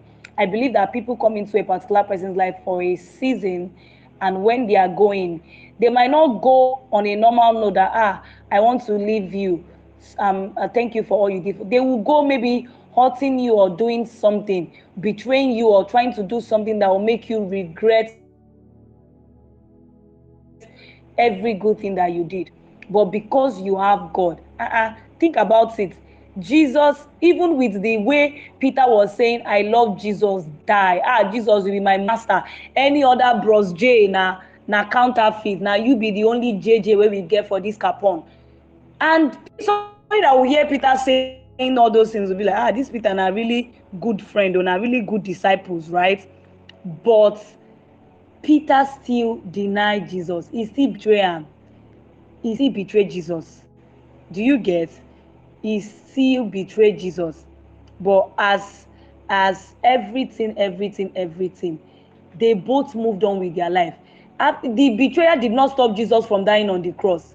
The betrayer did not stop Jesus and Peter from realizing the fact that he made a mistake and he needs to confess his sins to God. So even with everything that happened, he was still able to come to God, and I was like, God, make I hand this matter give you. I know say I no do well. I know say I talk say I no betray this guy. They will promise that I will stay with you forever. That's why I always go and ask my friend, am I your friend? Do you love me? Make you no wake up tomorrow morning betray me. I no go this or that. They don't, all of them like this, they have tires. They cannot betray me in this life. If they are going to betray me, as an intercessor that I am, God told me ahead of time, and I will go and meet Grace. Grace, that betrayal you plan to do, it will not work. try another step. Do you get? So they don't, these ones that I have now, God will not allow them betray me, and it is not even something that we are praying that anybody will betray. Even if we want to move on with our life, oh, I feel like I've outgrown this friendship and I want to move on to a bigger level, no problem, communicate. But betrayal, fit work. So because I have the love of Christ inside of me, I've been able to manage these things. And I don't cry for this life, oh, but I just see that if God can forgive anybody, Kai, there is nobody peculiar can. That's the way I build my friendship. No matter what you do to me in this life, you see that forgiveness. That forgiveness is number one. If I was telling Grace yesterday, we were having discussion. I was like, Grace, now, I told you how this person hurt me. I told you, but God still told me to go and forgive her again. The another time, not this is not the first time, this is not the second time, this is not. I'm like, kilo shele. But I see that if we really say we want to build friendship the way Jesus will do it, then we have to there was a day I posted something that, is it possible to be like Jesus in this generation? And one of my church member replied, she said, yes, it is possible, but get ready to cry. And I've been in that position where I cried, it pained me, but I am still the one that always go back and say, I forgive you. Not because I am weak, not because I don't know what betrayal is, not because I don't feel hurt, but because if it is Jesus, what will he do? That in friendship, in anything you are doing, just ask yourself, if you really say you love God, if it is Jesus, what will he do? So that is it. That is how I manage the whole betrayal stuff and all that. God has been able to help me, because if I say I really love God, I want to be able to practice whatever I am teaching. I told Bibim something. I said, if I offend you and you are not able to tell me, it means you don't love me, you hate me. I used to tell her all the time. So no matter how anything I do to her, she wants to hold back because she does not want to complain. I say, if you hold back, you don't love me. You pretend that you love me, you don't. So if you're not able to tell me anything I did to you, it means that you don't really, really, really, really love me as a friend. So if Jesus can do it, then I can do it. So he go pay me, but what are we doing it for? For the sake of Christ, anything is possible. Thank you. Oh my God. You guys, let me tell you something. I'm happy that she answered this question. And as much as I'm a child of God and you see Jesus in my bio, there are some things that I'm still struggling with. And number one is this thing. Sometimes somebody will offend her and she will come to my DM and I'm like, can't be me. It cannot be me at all. And so everything that she's telling you is true, because it cannot be me. I can't do such a thing. That's why I'm on my own, because if you do nonsense, you will see me. You see, I don't used to shout so much. People say I'm doing soft gear, I'm doing this. It's because I don't like somebody looking for my trouble. And that's how she said it too, that if I pretend, once I see that you're already stressing me, I'll just be carrying my leg one step back, because anything that will make me shout, I don't want. And this girl, somebody will offend her, she'll say, I want to forgive. God say this. I say, God, I don't want to hear this. I don't want to hear this. You do me. We are human beings, right? And I'm learning here too, and I'm jotting things down. 9:47, if you're tired, please go to your house. Don't stress me this night. Do you get me? If you're tired, go to your house. Even if we are two people here who will listen, they are not going back with the oil that they have brought. I will take my leg back. So please, anything that she has said, please listen to her. You see that woman that I'm still keeping my list with since last year, October, till October 31, before I forgive her or before I tell her what she did. But you see, we'll still be smiling, we'll still be doing everything. But this peculiar one person who I know her like 12 times, she'll still be doing God that she'll forgive you. Emiko, it's not me. But yes, it is God that is helping us. And please listen to her. If you haven't seen how God's helping your heart, because it cannot be me again. So yeah, that's that about that. So now I want to read a question. It's long, but I want you to listen attentively. Okay, I want you to listen. At this stage of my life, I don't think I have friends.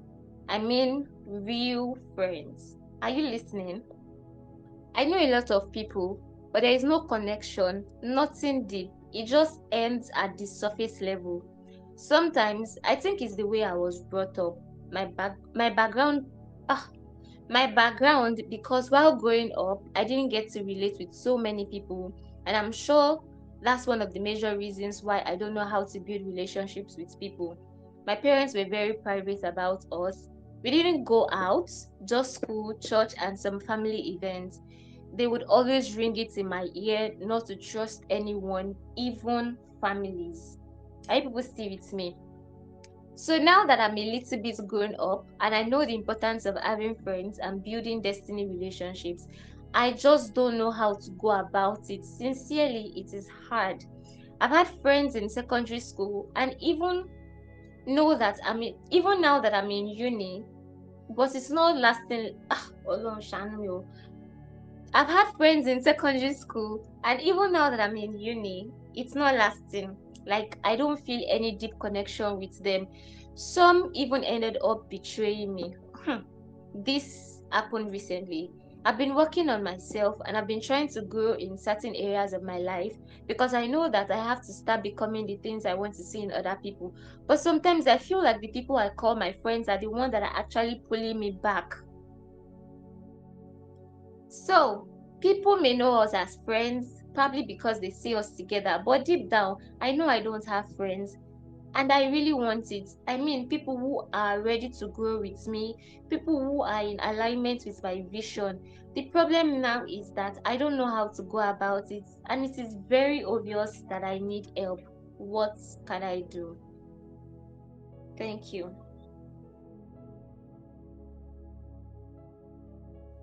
Please. I must say, when I saw that question, I was a little bit surprised. Now, not surprised because the question is foreign, but surprised because the question was lengthy. So, let me start with a personal story. Growing up, the kind of life I lived was kind of secluded in the sense that we lived kind of a rectangle life because it was not square. From school to my house to church and then to a family friend's place. So now it was basically four. I had almost no circle outside that. I had almost no circle outside going to school, coming back home, going to church, and going to a friend's place. And the reason why we were going there was because my parents had kind of different schedules and we were much younger just because it's not safe to leave children at home. That was the best next option. So we're always going there to stay. Now, nobody actually told me having friends is bad, like my parents, but they're always telling us, be careful of the friends you keep. Not everybody will be your friend, like that. So some of that eat into me. But personally, I was a stubborn child, and I kind of had different kinds of friends. Some were bad, some were good, eventually. But through all the process, now when I decided to become intentional with my life, that was when I knew I had to learn how to make the right kinds of friends because you would meet a lot of people and you are going to have different experiences with them. Now, you are confused as to how you are going to make friends because you have been just the way you're brought up, your background, and all that stuff. Now, it's easier for you to get different kinds of people because now the world is interconnected. As at when I was younger,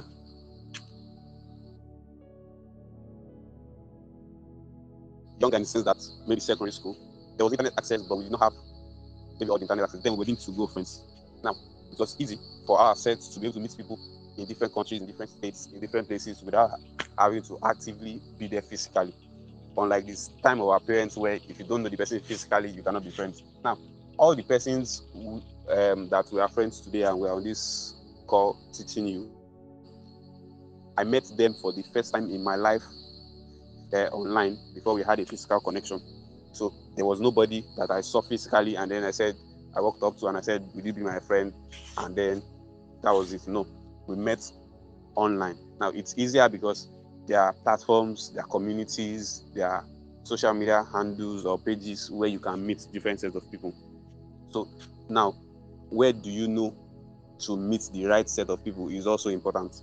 So because you can meet literally anybody, means you have to be specific as to what you want. So what do you want in life? What do you want to become? Which kind of friends do you want? Do you want friends that keep you where you are, or friends that will take you out of where you are? So that is what will direct you to where you're going to find them.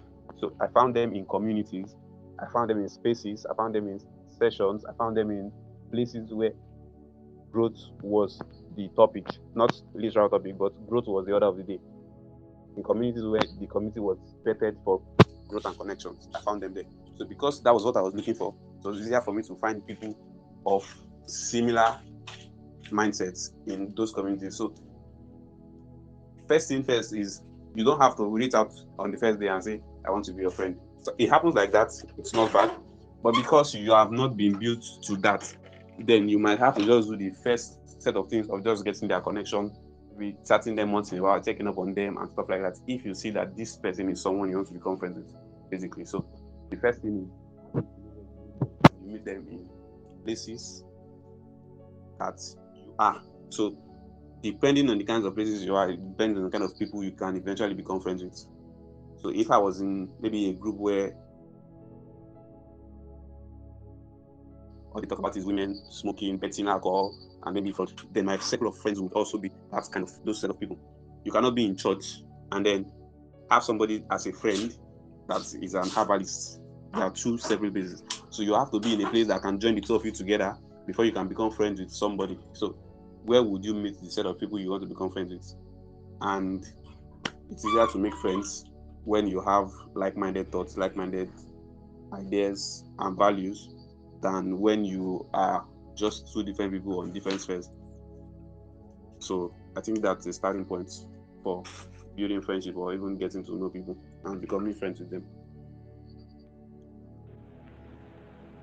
Okay. Something to say concerning this particular one, right? How do I build friendship?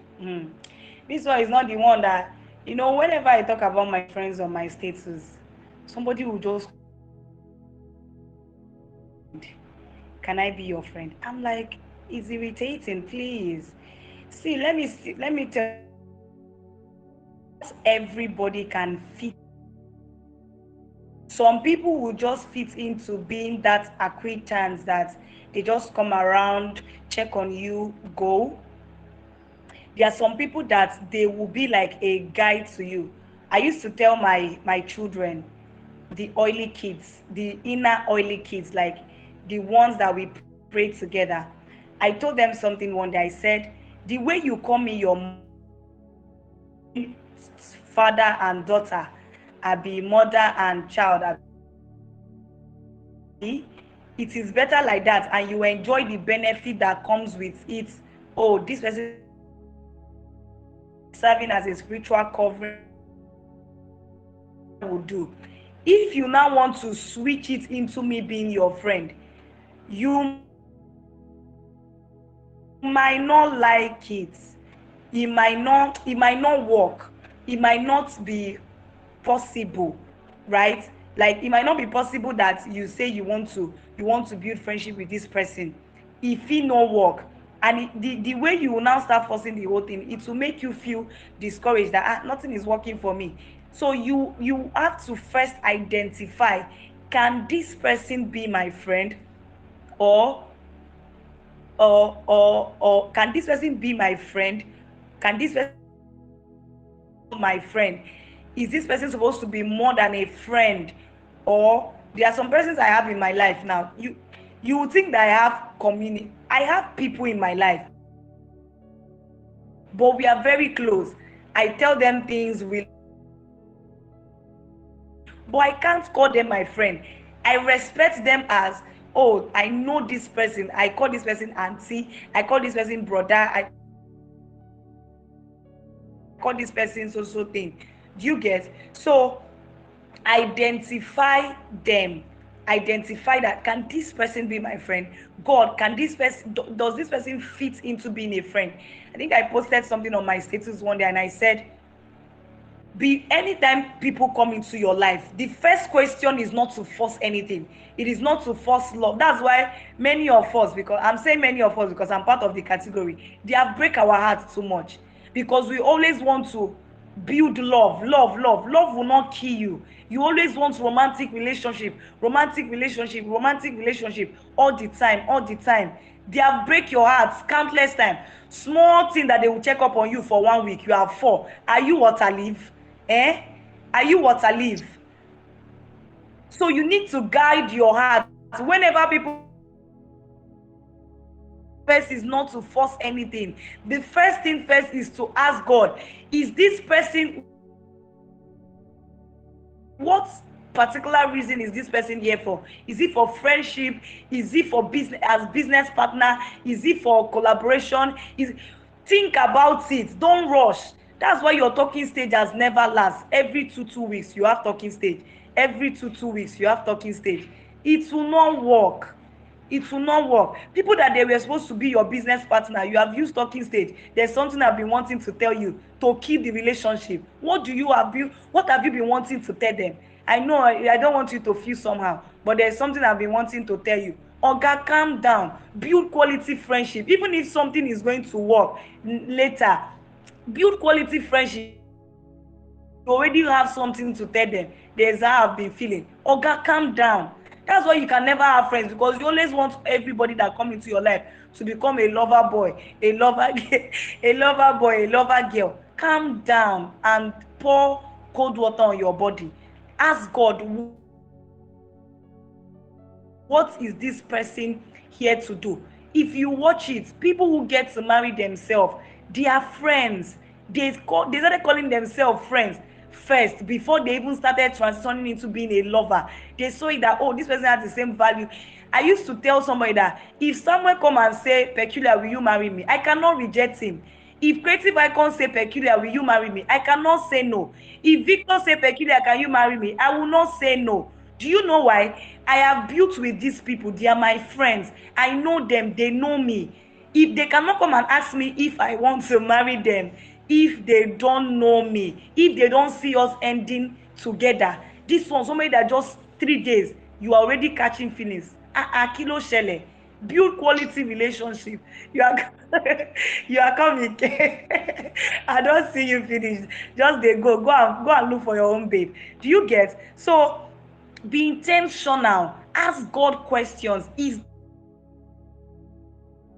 this person supposed to be my friend? What is this person going to do in my life? How long is this person going to stay? Is it for a season, for a reason? But no, you don't want to ask this and you want to force everything. Last, it will not now work for you. You will not say all friends are scam. Building friendship is not possible.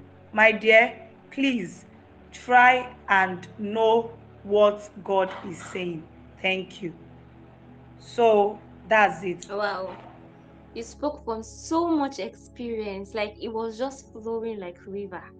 I just knew that somebody without experience cannot be so specific like this. Thank you so much for experiencing that to come and teach us. Glory, glory, glory. Okay, so this question is directed to the creative icon, right? I'm sorry, I'm not following this thing again. So it is directed to him. You know how that in friendships we have to show affection. We have to tell our friends how much we love them, whether they say it back or not, and all of those things. So somebody is asking, do I have to say it to them? And how do I set boundaries that, okay, as I'm telling them, they will not see it otherwise, or they will not start seeing it as let's say me giving them green flag. They'll see it as a normal thing. And then I want to tie it to another question, so please listen attentively, okay? So this question here says that, can you fall in love with your destiny friend? Because it seems like my destiny friend is falling in love with me, and honestly, I'm not attracted to him.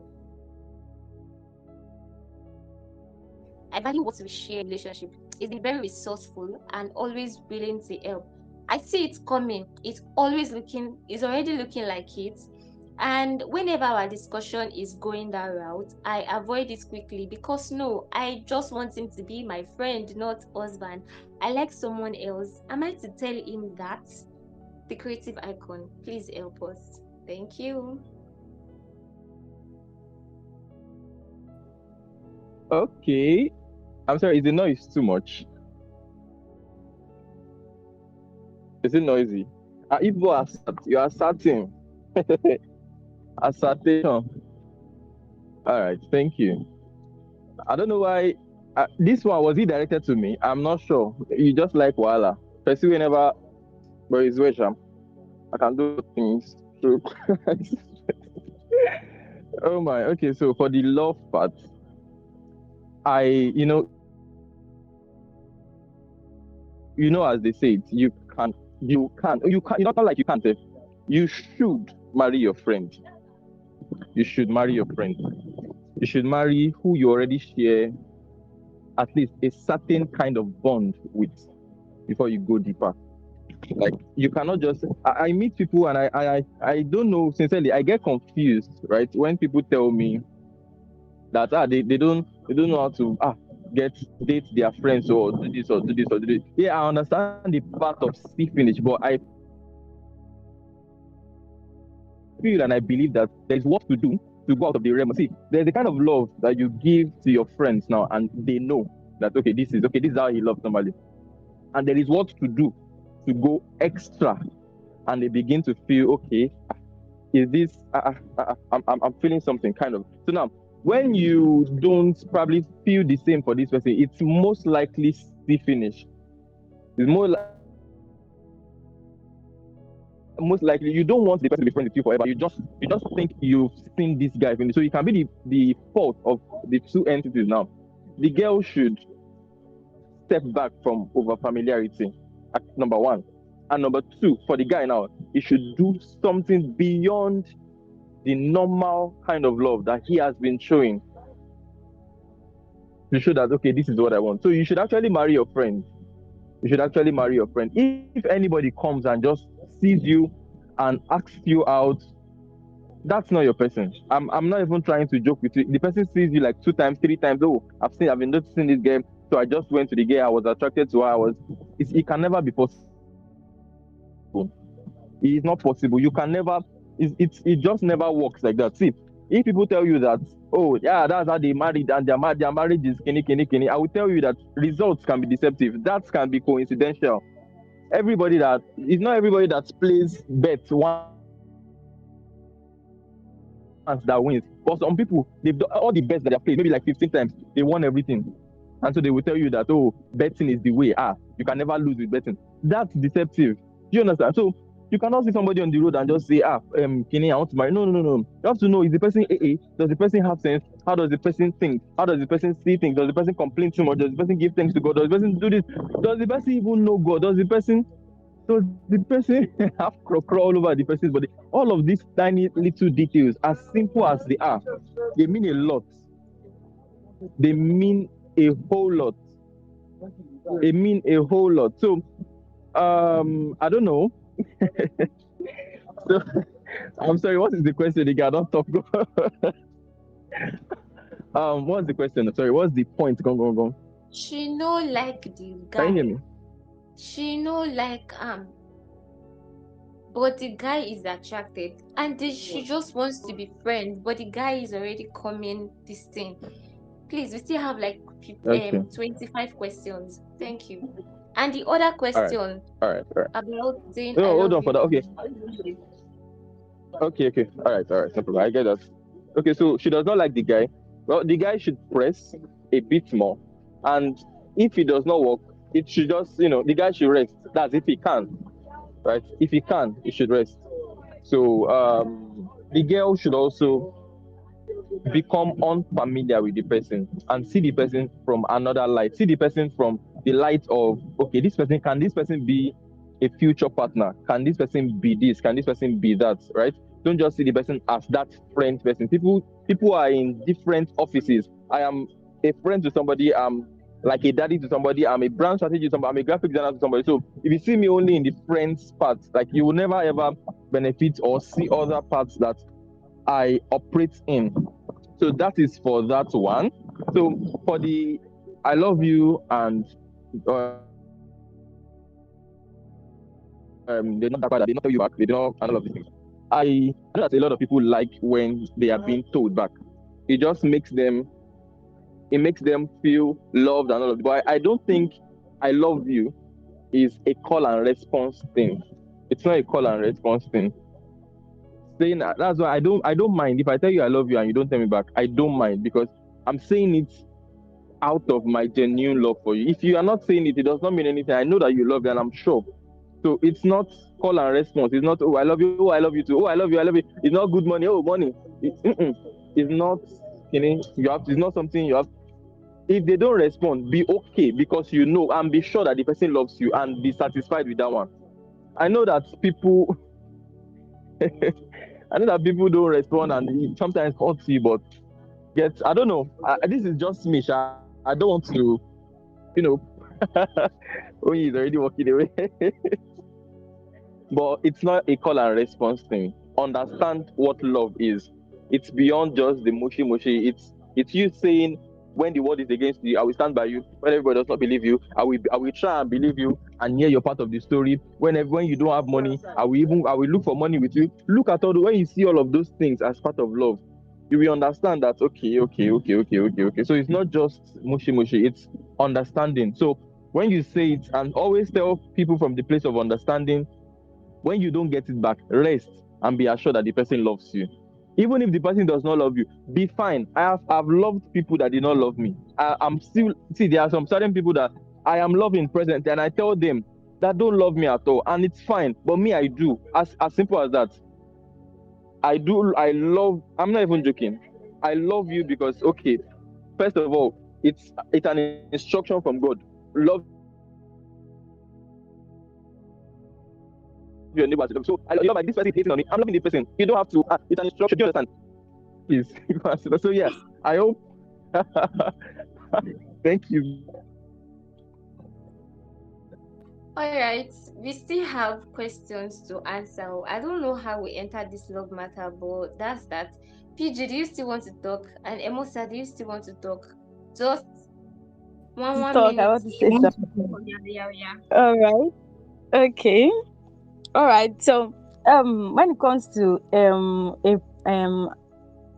this relationship of a thing between opposite sex, especially friendship, let me be plain with you. If the friend is somebody that have sense, yes, if that opposite friend is somebody that have sense, there is high chance that one of you is going to like each other. That is it. And that's why most people advise, they tell you, what are you doing with opposite friend, what are you doing with this, because that is the real fact. If the person has sense, the person has the character, this person is intelligent, this person is this person is that, person has all the qualities that I like in a person, there's no how we will not catch feelings. But then this is where sense actually come inside. This is where you use your sense. Now for that guy now, he likes the lady does, let the lady be plain that this is what is going on. I am not attracted to you in that this, because you know that this person like you and he still continue to do all those things for you. It look like you are leading him on, and you are trying to take advantage of the fact that he likes you or something like that. So make it plain. Oga, it cannot work. This is it. For now, I don't think two of us can work all of those things. In as much as you marry your friend, there are some people who are not attracted to you. You cannot force it. You cannot force the other person to like you. That's another thing. And let's say I found myself in a situation where, let's say, I like somebody that I'm not supposed to like. Let me put it in that this thing, like in that context. Not like the person is not a good person, but I knew that take the feelings out of proportion. It's Grace that is talking. If I should take these feelings out of proportion, take it out of friendship and move it to another thing, it's not going to last. But in some extent, it will even work, but then there are some things that will not go out. There's some, how would I put it? There are some changes. There are some, there's some things that the person will have helped me to do that I will not have done. Do you get that kind of thing? So what did I do? This is the time where, I don't know, I went to cry to God. God, I beg, this thing, I know that it's not supposed to be. It cannot work. It's this and that. I was just pouring my heart out to him. And I was okay at the end of the day. That's the funny. There's sometimes that you like poison, but you don't know that it's poison that you like. That's the truth. There's sometimes that you like poison, don't know it's poison that you like. So this is the time you know. Just go and talk to your father. That's why you have the Holy Spirit with you. You have God as your friend. God, Jesus himself said, "You are my friend." So you have Jesus as your friend. You can come pour out to him and he'll tell you, okay, this is it. Before you know it, you'll be okay at the end of the day. You are moving up and down, doing all this friendship. You're making. There is something that I want to say. Sorry that it's passing 1 minute. I was reading the scriptures one day, and it got to a point where Abraham got to Canaan land, and he was dwelling with Amalekites. And the scriptures in Genesis chapter 14 verse 13 says that Abraham was Alice. He had Alice, and this Alice were Amalek. The scripture not call them Abraham's friends. And if you check, it is still the descendant of Abraham that will still destroy the Amalekites at the end of the day. So in this case, there are some people that are Alice. They are not your friends. You are benefiting. What do Alice do? They benefit from each other. I help you, you help me. Know your Alice and know your friends. Know people that you should collaborate with. Don't go and make your Alice your friend, because some Alice are just for a particular season. They are just for a particular time. And to be honest, they are headed for destruction. That's the, how do I put it now? This is an example of those that are mixing, how do I put it now, light and darkness. You are not of the same religion, you are not of the same, how do I put it, you don't have the same values when it comes to spirituality, and two of you are doing things together. At the end of the day, in the long run, it is not going to work. At that particular point in time, it may still be working because there is something that people need from each other, but in the long run, your values will be totally different. Look at Abraham and the Amalekites, for example. It will still be different at the end of the day. So these are allies. Not everybody that is helping you, not everybody that you're getting from is your friend. Now, for that person that likes this for a mentor, like I said, the person has sense, you be attracted to the person. And when you see that you cannot control yourself, this is the time to step back. It's not every time you act on your feelings. Yes. It's not every time you act on your feelings. You like this person. You not supposed to be the person before you say the person. You started dreaming. Step back and go and get your brain right. That's. Thank you very much. Thank you.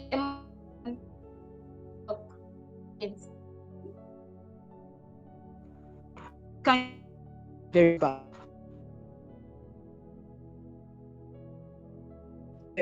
I'm calling. I'm not going to say I've said it, but I'll tell you that it has been a long time, like years ago. I actually have to tell the person at the end of the day, but God, I was loved to her.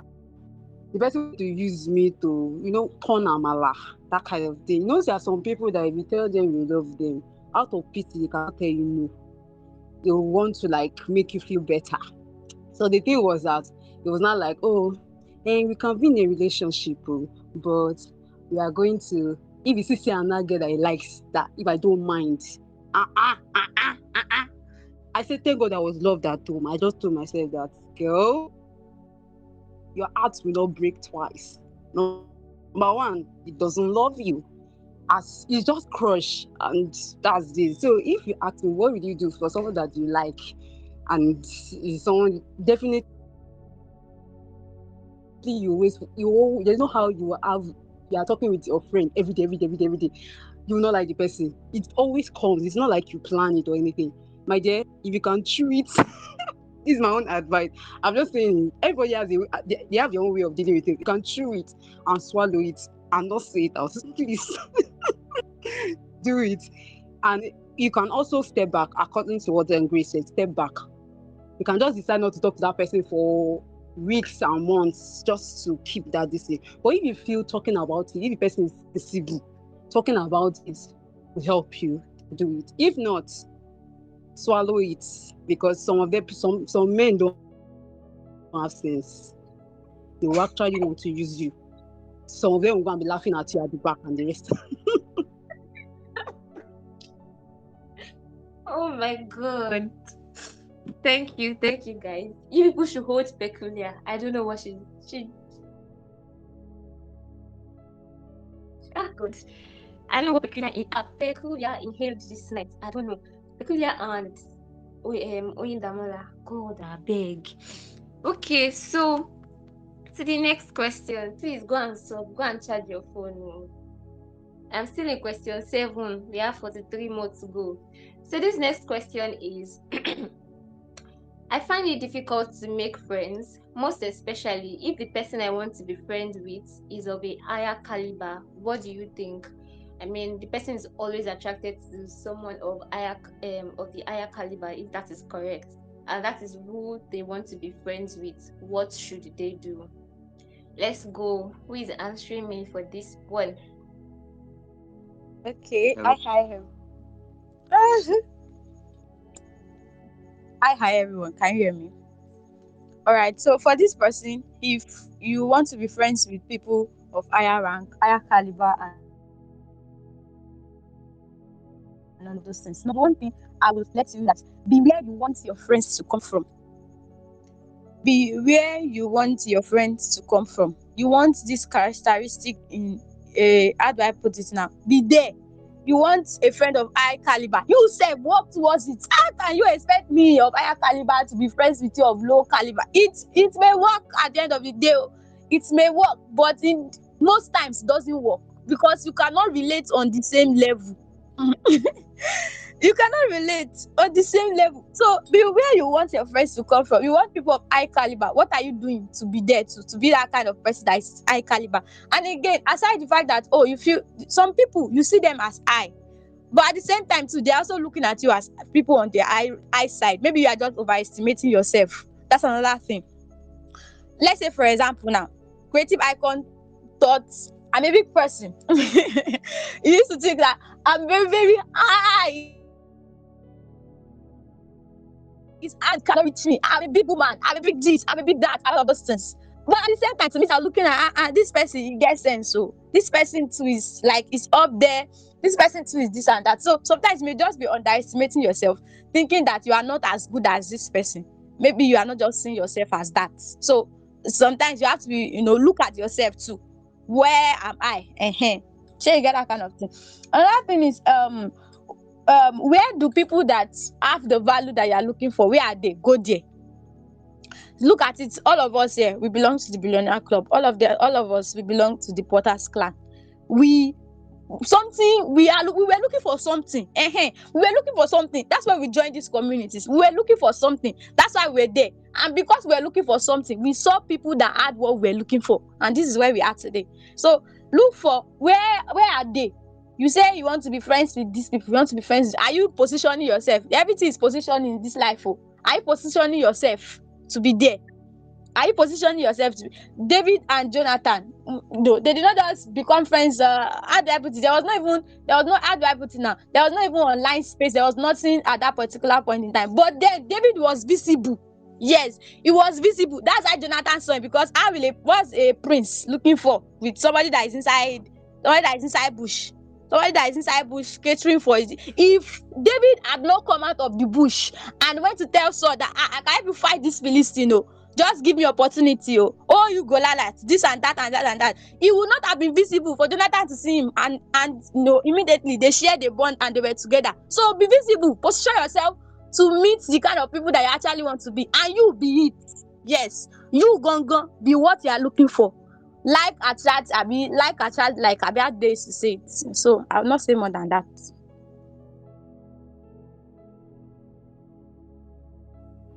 Oh my god, we are already getting to war. I just knew that she was going to shout in that place because, bro. Anyhow, so the next question is expressing myself and being vulnerable is something I find hard to do. Is friendship possible without that? I mean, communicating and being vulnerable, is friendship possible without it? Who is answering me? No, it is not. um, in no case would you want to build anything. In short, okay, let's put it this way: if I ask a question and I don't get a response, then no matter what I intend for my question to achieve, then it just falls on nothing. If I decide I want to grow a mango tree and I don't plant seeds, eventually after years of waiting, nothing is going to come out of this soil. So it means if you don't ask, you don't receive. If you don't say, you don't get feedback. That is just basically how it is. That's why I said it's called a relationship, because it might not be 50-50, but then it's give and take. So if you have that note, then it means you have to be able to communicate. Now, I'm not saying at the very beginning you are going to be very open and pour all of your heart out and say, this is my problem, this is where I am, and all that. It might not be that. But the first thing a lot of people don't want to do is they don't want to be truthful to themselves. As Nigerians, or in short, as humans, we love our comfort to the extent that we know the truth, but we don't address that truth to ourselves. And even when we hear somebody say the truth, we take it into offense and try to counter it and say this person is just hating on me, whereas it is the truth. So the first thing you have to acknowledge is, yes, this is me. I don't like talking, but I have to say it so that I can get maybe a certain response, or maybe I don't even expect a response, but I just want to change because this is what is expected of me. So that is just the basic of getting out of that loop. Personally, amongst my friends, in short, Peculiar cries, Emusa cries, Grace does not cry very well, but she still talks. I think Favor too, he talks, but I am more of the most quiet. Let's put it that way. Like, if I have a problem, you would hardly hear anything. Even if I say, I would not even say as much as I'm expected to say. But because I know that because I know that this is what I want out of the friendship, I'm expected to tell so that they will be able to feel maybe where they can assist, maybe understand that this is where he is currently, this is how we can help him, this is what maybe the space he needs and stuff like that. I decided to start talking, even if it's just to one person, even if it's just a bit more than I used to. So if I'll tell you 5, because I know I want to be intentional, I decided to tell you 6 or 7 today. So next time I know that I'm increasing that number. In short, most of the things that we have been conditioned to do, the reason why we do them is because it is our conditioning. Now, how do you get off the conditioning? You just have to just go an extra mile. You have to just be extra with everything. Now, this is normal for you. This is normal. This is what I do every day. Because I want to be better, I just have to either increase or decrease it. So if you're doing something very badly and you have the right knowledge, so you're either decreasing it or you're increasing it. So decreasing it means I have to start talking more. Increasing it means I have to say more when I don't even feel like it. I might not feel like talking to you, but anytime you call me and ask me a question, I would give you a response. I think I was telling my friends some weeks back, I said there's sometimes when I'm very frustrated, I don't want to talk to anybody. In short, I just want to be left alone.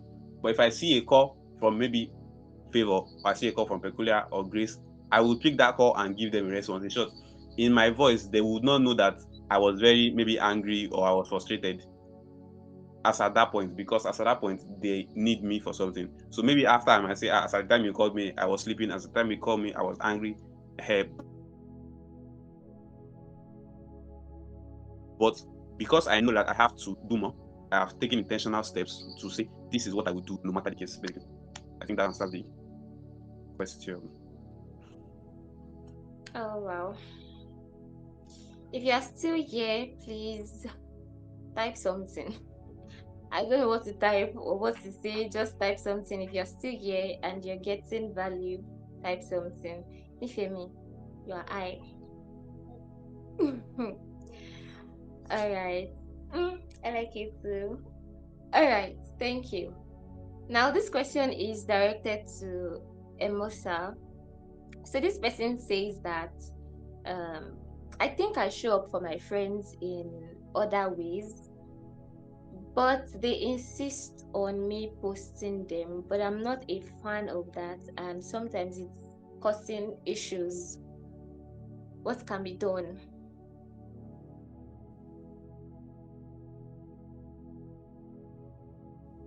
You cannot hear anything here.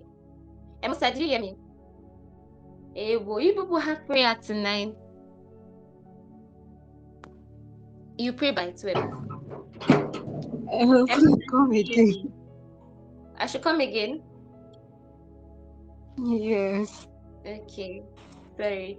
So this person says that I Why think I would not should. they say wahala now? What happened? So this person says that I think I show up for my friends in different ways, but they insist on me posting them, and I'm not a fan of that. And it is causing issues. What can we do? What can I do? Okay. Hey, I just okay. I feel like everybody have their own peculiar way on how they see themselves being loved. Like everybody have their way of. For me too, what this lady said is actually true because I used to fight with Osas that he doesn't used to post me, he used to post other people. So when they started saying wahala, I already know. But then, for me, I feel, oh, if you want to love me, I should prove that you love me. This is how you should. You should post me. You should talk about me. You should do this.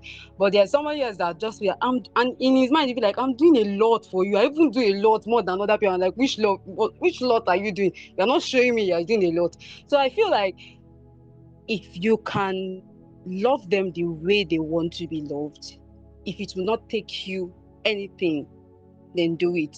That way they feel seen.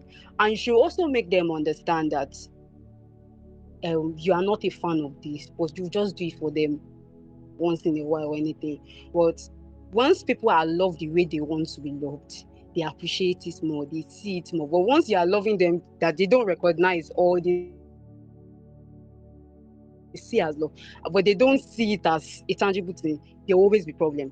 That's just it. So friendship is all about sacrifice. You are right. So there are certain things you don't normally do, but you have to do. I had a friend like that. I was not the kind of person that like posting or talking, clinging before. But she's always quarreling. You don't do this for me. You do for me, and I'm like, oh my god, I had to just do it, even if it was not convenient for me. But I had to do. So that's it. Osa does not used to post me till now, but I will see fighting. I'm telling him now.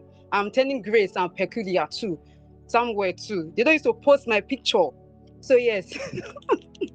People want to be loved the way they want to. So if the fact that they even told you should show that they really want to be loved that way.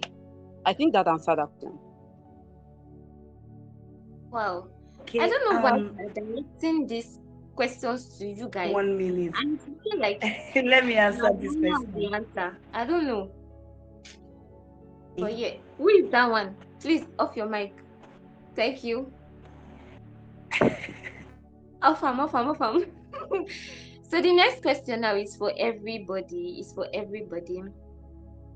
Oh my god. Okay, yes, for everybody. So I want to ask, how has this friendship shaped your spiritual growth, career, or mindset?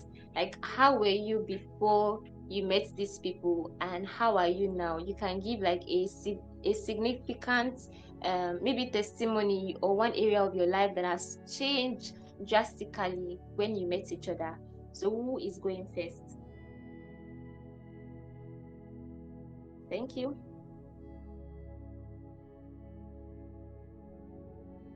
Sisi, I go first. You are waiting for somebody to go talk. Go first, daddy of the group. Oh yeah. Daddy, let me call it daddy. Okay, I said I was like a crayfish, but now I'm like an elephant. So yeah, thank you very much for the opportunity. Can't prove up the that one. Please talk, Jerry. What are you waiting for? Okay, all right.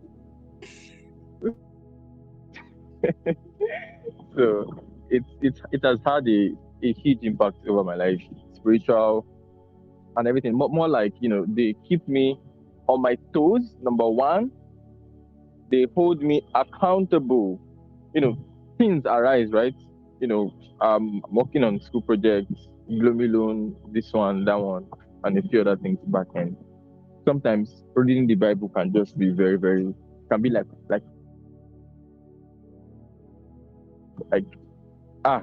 there's no time again. Praying sometimes can just be like, replying to DMs can actually take a huge part of the day. But I just know what to do. I know how to reach out. And I don't reach out to just one person because I understand that they are doing a lot. Before, I can just reach out to one person. Now, I'll reach out to not less than 3 or 4 people. And they all know. I'll be like, ask me every day if I've prayed. Ask me every day if I've prayed. Ask me, I will just forward it to 4 people or 5 people. And then they hold me accountable. If I can run from this one and not open this on DM, I cannot run from the second one, I cannot run from the third one, the fourth one. All of them are holding my neck. Do you understand? So it has shaped me in that way. It has also shaped me by raising like my standard. These people have money. Grace. So I will not cast Gradus Sweet. I will not cast Kemosa. I will not even cast Peculiar because she wants to give me 50,000 naira tomorrow. She wants to dash me 50,000 naira tomorrow so that way I can do something. And then I will not cast Samuel. So they have money, they keep me on my toes, right? They help me see that, okay, there can be more. In as much as I feel like, okay, I actually don't have money now, but I have this thing to support. If I see this person account, see this person, it keeps me on my toes. The ideas, the turnouts in businesses, the big stuff they are doing, it just keeps me on my toes. And I think that alone is an iron bender. So yeah, please, next person. Thank you. So before I answer this question, right, I wanted to answer the previous question, but they did not allow me. This thing is not good though. But let me just say what I want to say. How do we keep ourselves? I really want to answer that question because my spirit was going. The last question that Creative Icon answered, I'm trying to remember. Okay, it was Emosa that answered it. When the person was saying that my friends, they don't post me, but but you want them to be posting you, right? Let's be honest. Everybody is not the same thing, and I'm going to tell you why. People have their different temperaments, and they might have different ways of expressing their love. Do you get? Somebody like me now, you can know all my friends, so I'll be posting them. This is what I love it, because I'm not trying to say that I'm the kind of person that shows off, but I am trying to tell you that this is who I am. I don't know how to hide not like you don't know everything about me, but this one that you are supposed to know, I don't know how to hide it. Why? My temperament. I am the kind of person that I am very super active, hyperactive, all those kind of things. Because if you look at it, how many times have you seen me on Grace status? How many times have you seen me on Bim status? How many times have you seen me on Emosa status? They are not that kind of person. But in my DM, they always remind me that we love you, we celebrate you. If Grace should post anything on her status now, I'll be helping her in her DM. Global Grace, global Grado Suite, global this one. That's the kind of person I'm a hyper. I love hyping. Do you get? I love hyping the things I do. But when it comes to my love life, you can never know. Only my friends are permitted to know. If I'm currently in a relationship now, my friends, they know the person. They know who the person is. You are not permitted to know because it is not something for the public. That's the part of me that you will never know. I'll just show up after I've done like status and I'll be posting. Go no. Do you get? So everybody's not going to be the kind of person that used to post. But do they really love you intentionally? Yes. Daniela, let me use Daniela for an example. Daniela has been among all my friends, she's my first friend. Like, she was the first person that became my friend before other persons started coming in. But if I tell her I love you, she will never reply I love you back. If I tell her I celebrate you, she will never say it back. She will not randomly just post me on her status and say, even the clothes she makes for me, if I tag her, Daniela cannot post it on her status. And one day I had to ask her that. I don't understand. Do you really? That day I changed it for her. I told her that was that. Every time I'm the one telling you I love you, I love you. It's not like she does not love me, but she does not know how to say it. She's not the kind of somebody that is always saying souls are perishing. She's not the kind of person that releases her emotions and say I love somebody. Daniela, anything related to romantic relationship, we know her from it. So she does not even know how to say I love you. But you will know with her actions. Today I told her that I'm in the hospital. She was like, how? What happened? What is going on? What happened to you? When I now finally told her, I was like, calm down, nothing happened to me. I went to visit somebody. She now indirectly said, it's not because I care. I just want to thief your business money and withdraw all your business money. I'm like, look at you. But she's not saying it. She just said it jokingly. But does she love me? Yes, she does.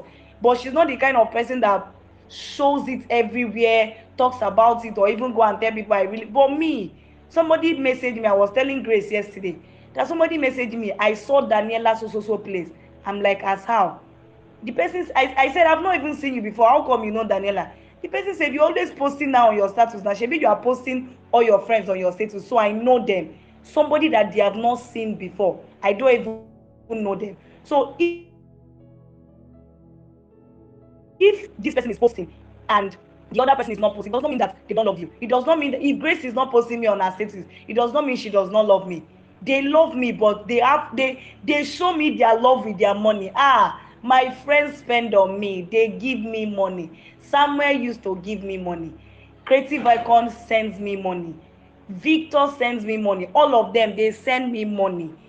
Do you get? And we help each other, but that does not mean that we don't love each other. Then now to the spiritual aspect. So they used to call me pastor. They believe I am the mommy Gio, right? And to an extent, I always want to keep up to that reality. Not like I'm trying to fake it, but I always want to check in on my friends. How is your spiritual life? Do you have any prayer points? Is there something that is going on? Is there something you want me to pray about? I want to be that person that carries that spirituality burden. So anytime I'm seeing that this one, I never see you talk about this thing, your spiritual life be like say you don't dey go down, I will reach out. How is it going? Have you been praying? How long? I always attack them, ask them. I used to attack them all the time. But you know the funny thing, they believe I am the pastor, so they don't even come to ask me. But that does not mean that they don't love me. They know that we love each other and we are helping each other grow. Do you get? So basically, the reason why I am living up my spiritual life is because of my friends, because I believe that to an extent they also look up to me. They know that, oh, this is a place where this person is strong enough. I cannot be competing with marketing with Emosa. It's not possible. That is her strength. She knows her game. If I want to do anything now, Emosa is supposed to tell me how to market it. If I want to do anything branding, I have Creative Icon. They might not fit in into other places, but they are good at whatever they are doing. So the spiritual aspect, I've been able to balance it. Oh, be prayed for me. Oh, Jesus, oh, this one, oh, this is what God has said I should do. And we always try to share. Like, I think earlier this year, God was trying to teach all of us patience. All of us we were broke. We were like, which kind of face is this? This person wants to monetize this one, God will say don't monetize anything. This person wants to monetize this one, we will say we don't have choice, God has said we will do it. Do you get? So basically we don't have the right to disobey God, because all of us knows that we are working with God and we cannot just do anything anyhow. Creative, Samuel, look at you. Okay, no problem.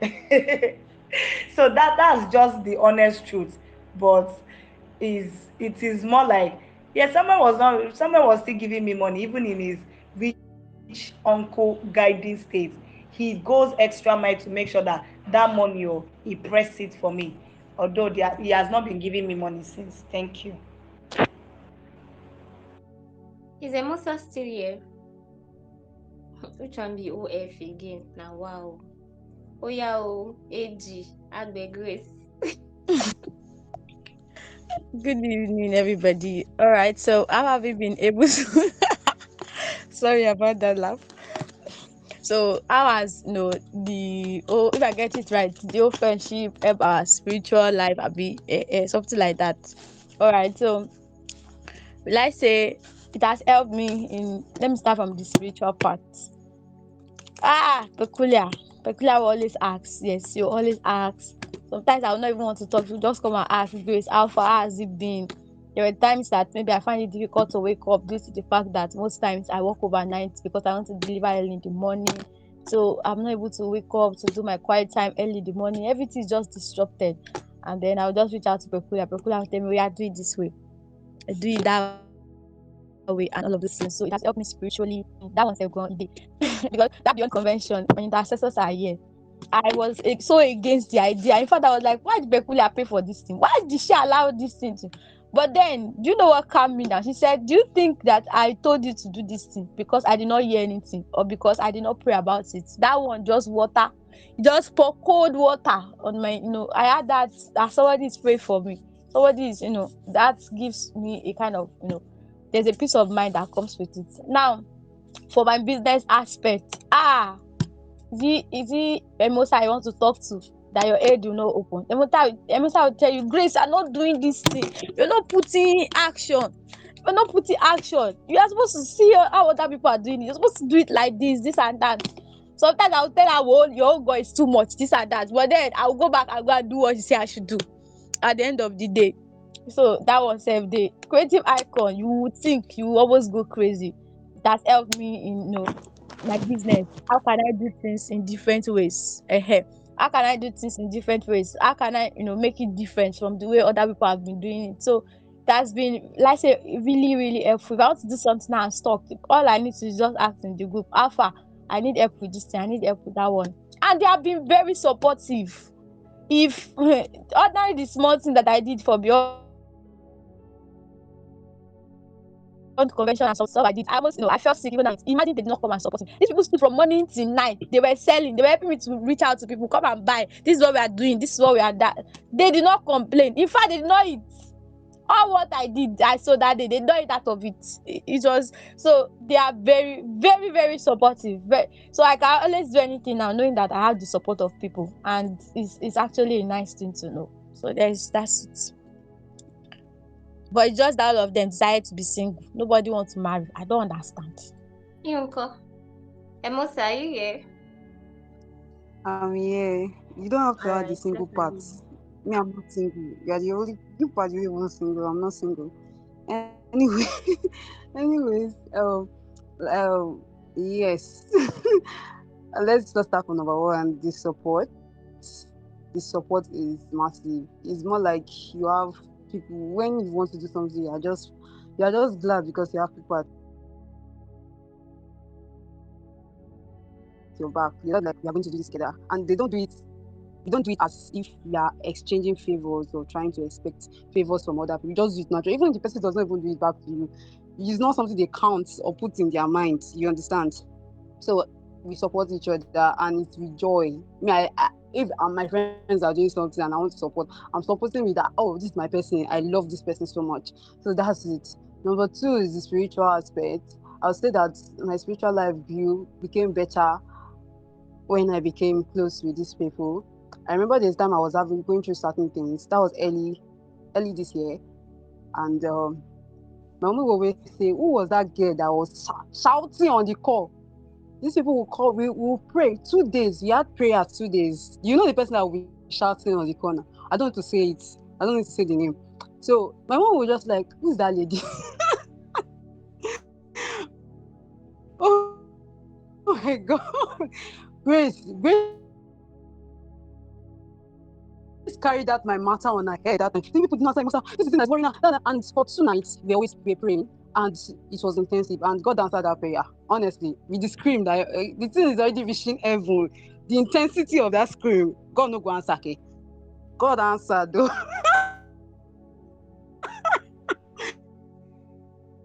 Oh my God, God answered. So when you talk about spiritual life, I'll say Grace used to be my spiritual partner, sister. I used to call her spiritual sister, but now she's too busy for me. She doesn't even know what's going on with me. But yes, she used to be my spiritual sister, and everything going on, I just tell her. for it. Oh, and she's always ready to learn, always ready to hear me and celebrate me. And there's something I'll say it here. Let me just say this here. There's something that used to happen that I noticed. Anytime Grace does something, anytime she just like probably doesn't have a big way, like probably she bought something, I have this sense of my own is coming immediately after her. And it's always like that. If she sits down and checks how this thing works, it always happens. That when she does something, I'll be like, okay, God is around the thing, God is in the corner, my own is coming. And it happens like just like that. And oh my God. And yes, but I say I've grown better in knowledge and understanding because I have my people. Whenever I'm confused about something, I know people that I'm going to meet for that one. They know themselves. Osas has been a very great instrument in terms of my growth since like 2 years ago. And yes, I'll just say that it's because of Osas. That's why I'm here. Like, he carried me like a baby when I did not know anything. When I was not even on Musa, he's one that named me. You know, when a father is taking care of his child, groomed me. I'll say because of Musa. It's because of Osas that the growth came from him. And the fact that we did not like ourselves from the beginning, but that's another story from daddy. And yes, if I want wisdom and knowledge and understanding, I know who I'll go and meet. Samuel. Samuel is a well of knowledge and wisdom. He's always there. Although sometimes don't meet him for relationship matter. He doesn't know anything. He does not know anything. Just leave it. Just leave it for relationship. He does not know anything. But talk about other things, logical. On this context is good. And talk about peculiar.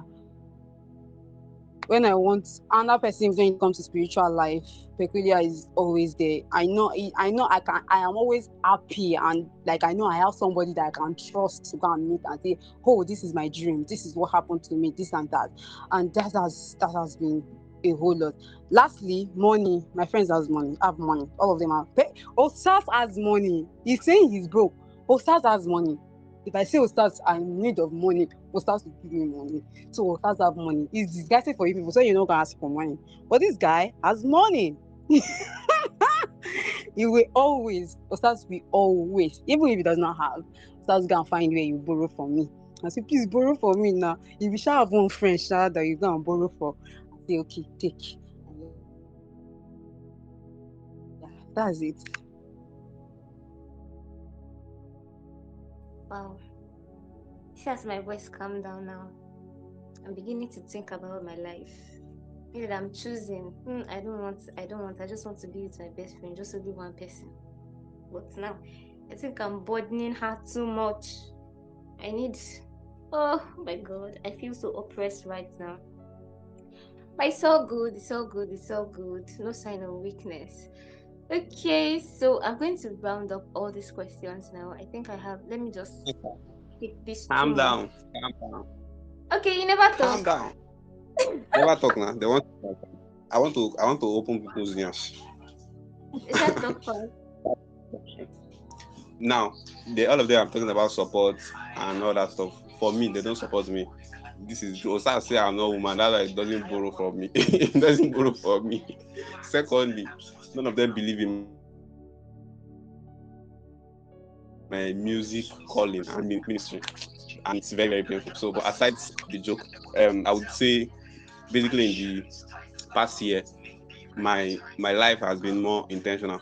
It was intentional before I met them. It was intentionality that helped me meet them, but now it's more of focused and targeted because it's not only me growing. It's just even in parts where I don't know that I've maybe stalled, I get called upon. So in parts where I think I'm growing and maybe I think I'm doing enough, my bullshit is being called on. Like they'll tell you, okay, this is where you think you are growing, but you can still do better. This is just bare minimum. So that alone is one aspect that I would say I could have not known on my own. Like I can see the front, but I cannot see what's at my back, what at the side because I'm focused. But with the help of my friends, I can say, what have I done wrong? Where am I lacking? What can I do better? And they help me.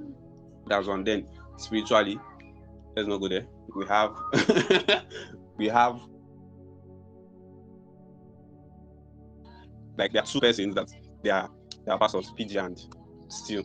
But the reason why I didn't reply DM again is because she used to disturb me, and not in a bad way, but then just they don't want you lacking in any aspect of life that is important, basically. Like anywhere that is needed for you to grow, even when you don't notice.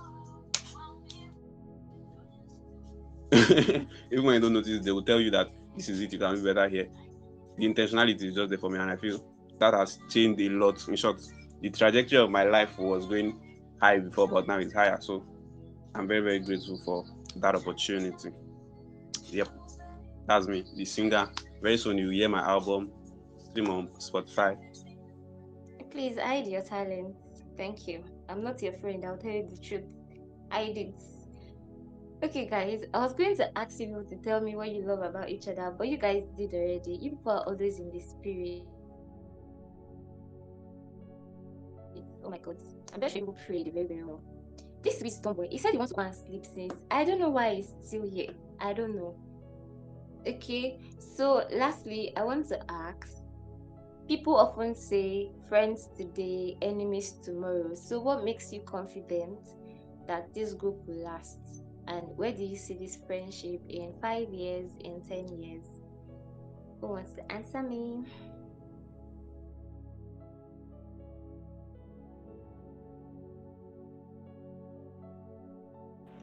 Okay, I think I should answer this so that we'll do a round-off. Like I said, we die here. You know, how did they take talker? We die in Christ. We die here. It's not threats, but this is the thing. With the visions that God is showing each and every one of us. You know, there is a season in your life where it's more like you are changing friends, renewing your friendship. This year you have a particular friend. At this point, I'm not even in search of any friend again.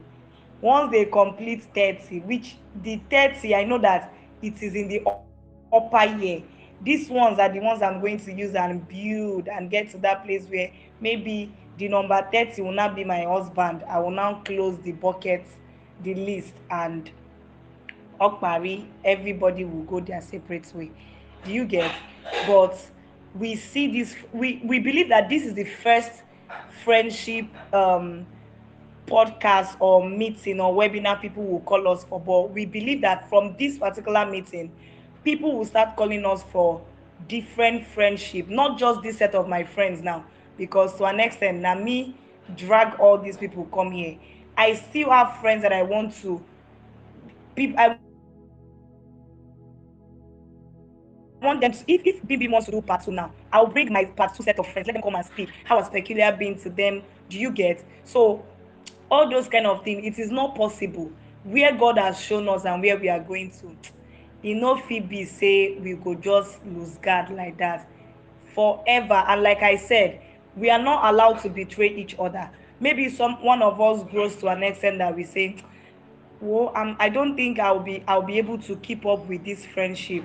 I want to focus on the next thing I have to do, and no problem. But you say you just live like that, no communication. You just say you no wan do again. We will, if it is rest you need, go and rest for 1 week. My dear, come back and continue your friendship, because it is not me that you disgrace. Do you get? So it is it is it is we die yes situation. Is if Samuel leave me, who will be doing my design? If Grace leave me, which person small chops I want to promote they talk about? It's not possible now. I'm saying this thing because I already planned it, that if my second, my boy gives me headache, I can just say go to Uncle Samuel's house. All through this week you will not be in my house, go and stay in Uncle Samuel's house, or go to Auntie Amarachi's house, go to Auntie Daniela's house. They will have places to go. If you like, go and make friends that your children cannot go to their, they will be saying, I'm scared of Uncle Peter, he's always touching my bum bum. Oga, be wise. Don't go and make friends that your children cannot go to their house in the future. Me, I already plan my life already, that my children will be going for holiday, because I cannot come and kill myself. That's why I have plans. They cannot scatter my plans for me. It is not possible. They will become my friend oh, until all of us marry, grow old. We will be talking about this friendship. It's not possible. Nothing fit happen. I don't tell you finish. Nobody, even this creative icon, by now he wouldn't have been my friend again by saying no. I cannot let this one go. This one is too good to leave me, and I'm too good to leave him. He cannot survive without me, and I cannot survive without him. So forever is the deal. During our weddings now, this person will do design, this person will do strategy, Musa will market it, me I will cook, Grace will do cake and small chops, Bim Bim will educate us on parenting. Everything is settled. What are you saying? Amarachi will deliver perfume, Daniela will sew my clothes, Favor will sew my husband's clothes. Everything is balanced. What are you not saying? Victor will send me money. What? See, you people, you don't settle, they play. I don't plan my life finish. Oh, that Peculiar, boy. are you doing friendship or what's it called? Business. I love this so much. I love this. I love this. Oh my god. Time is 11 p.m. We have to go. Gosh.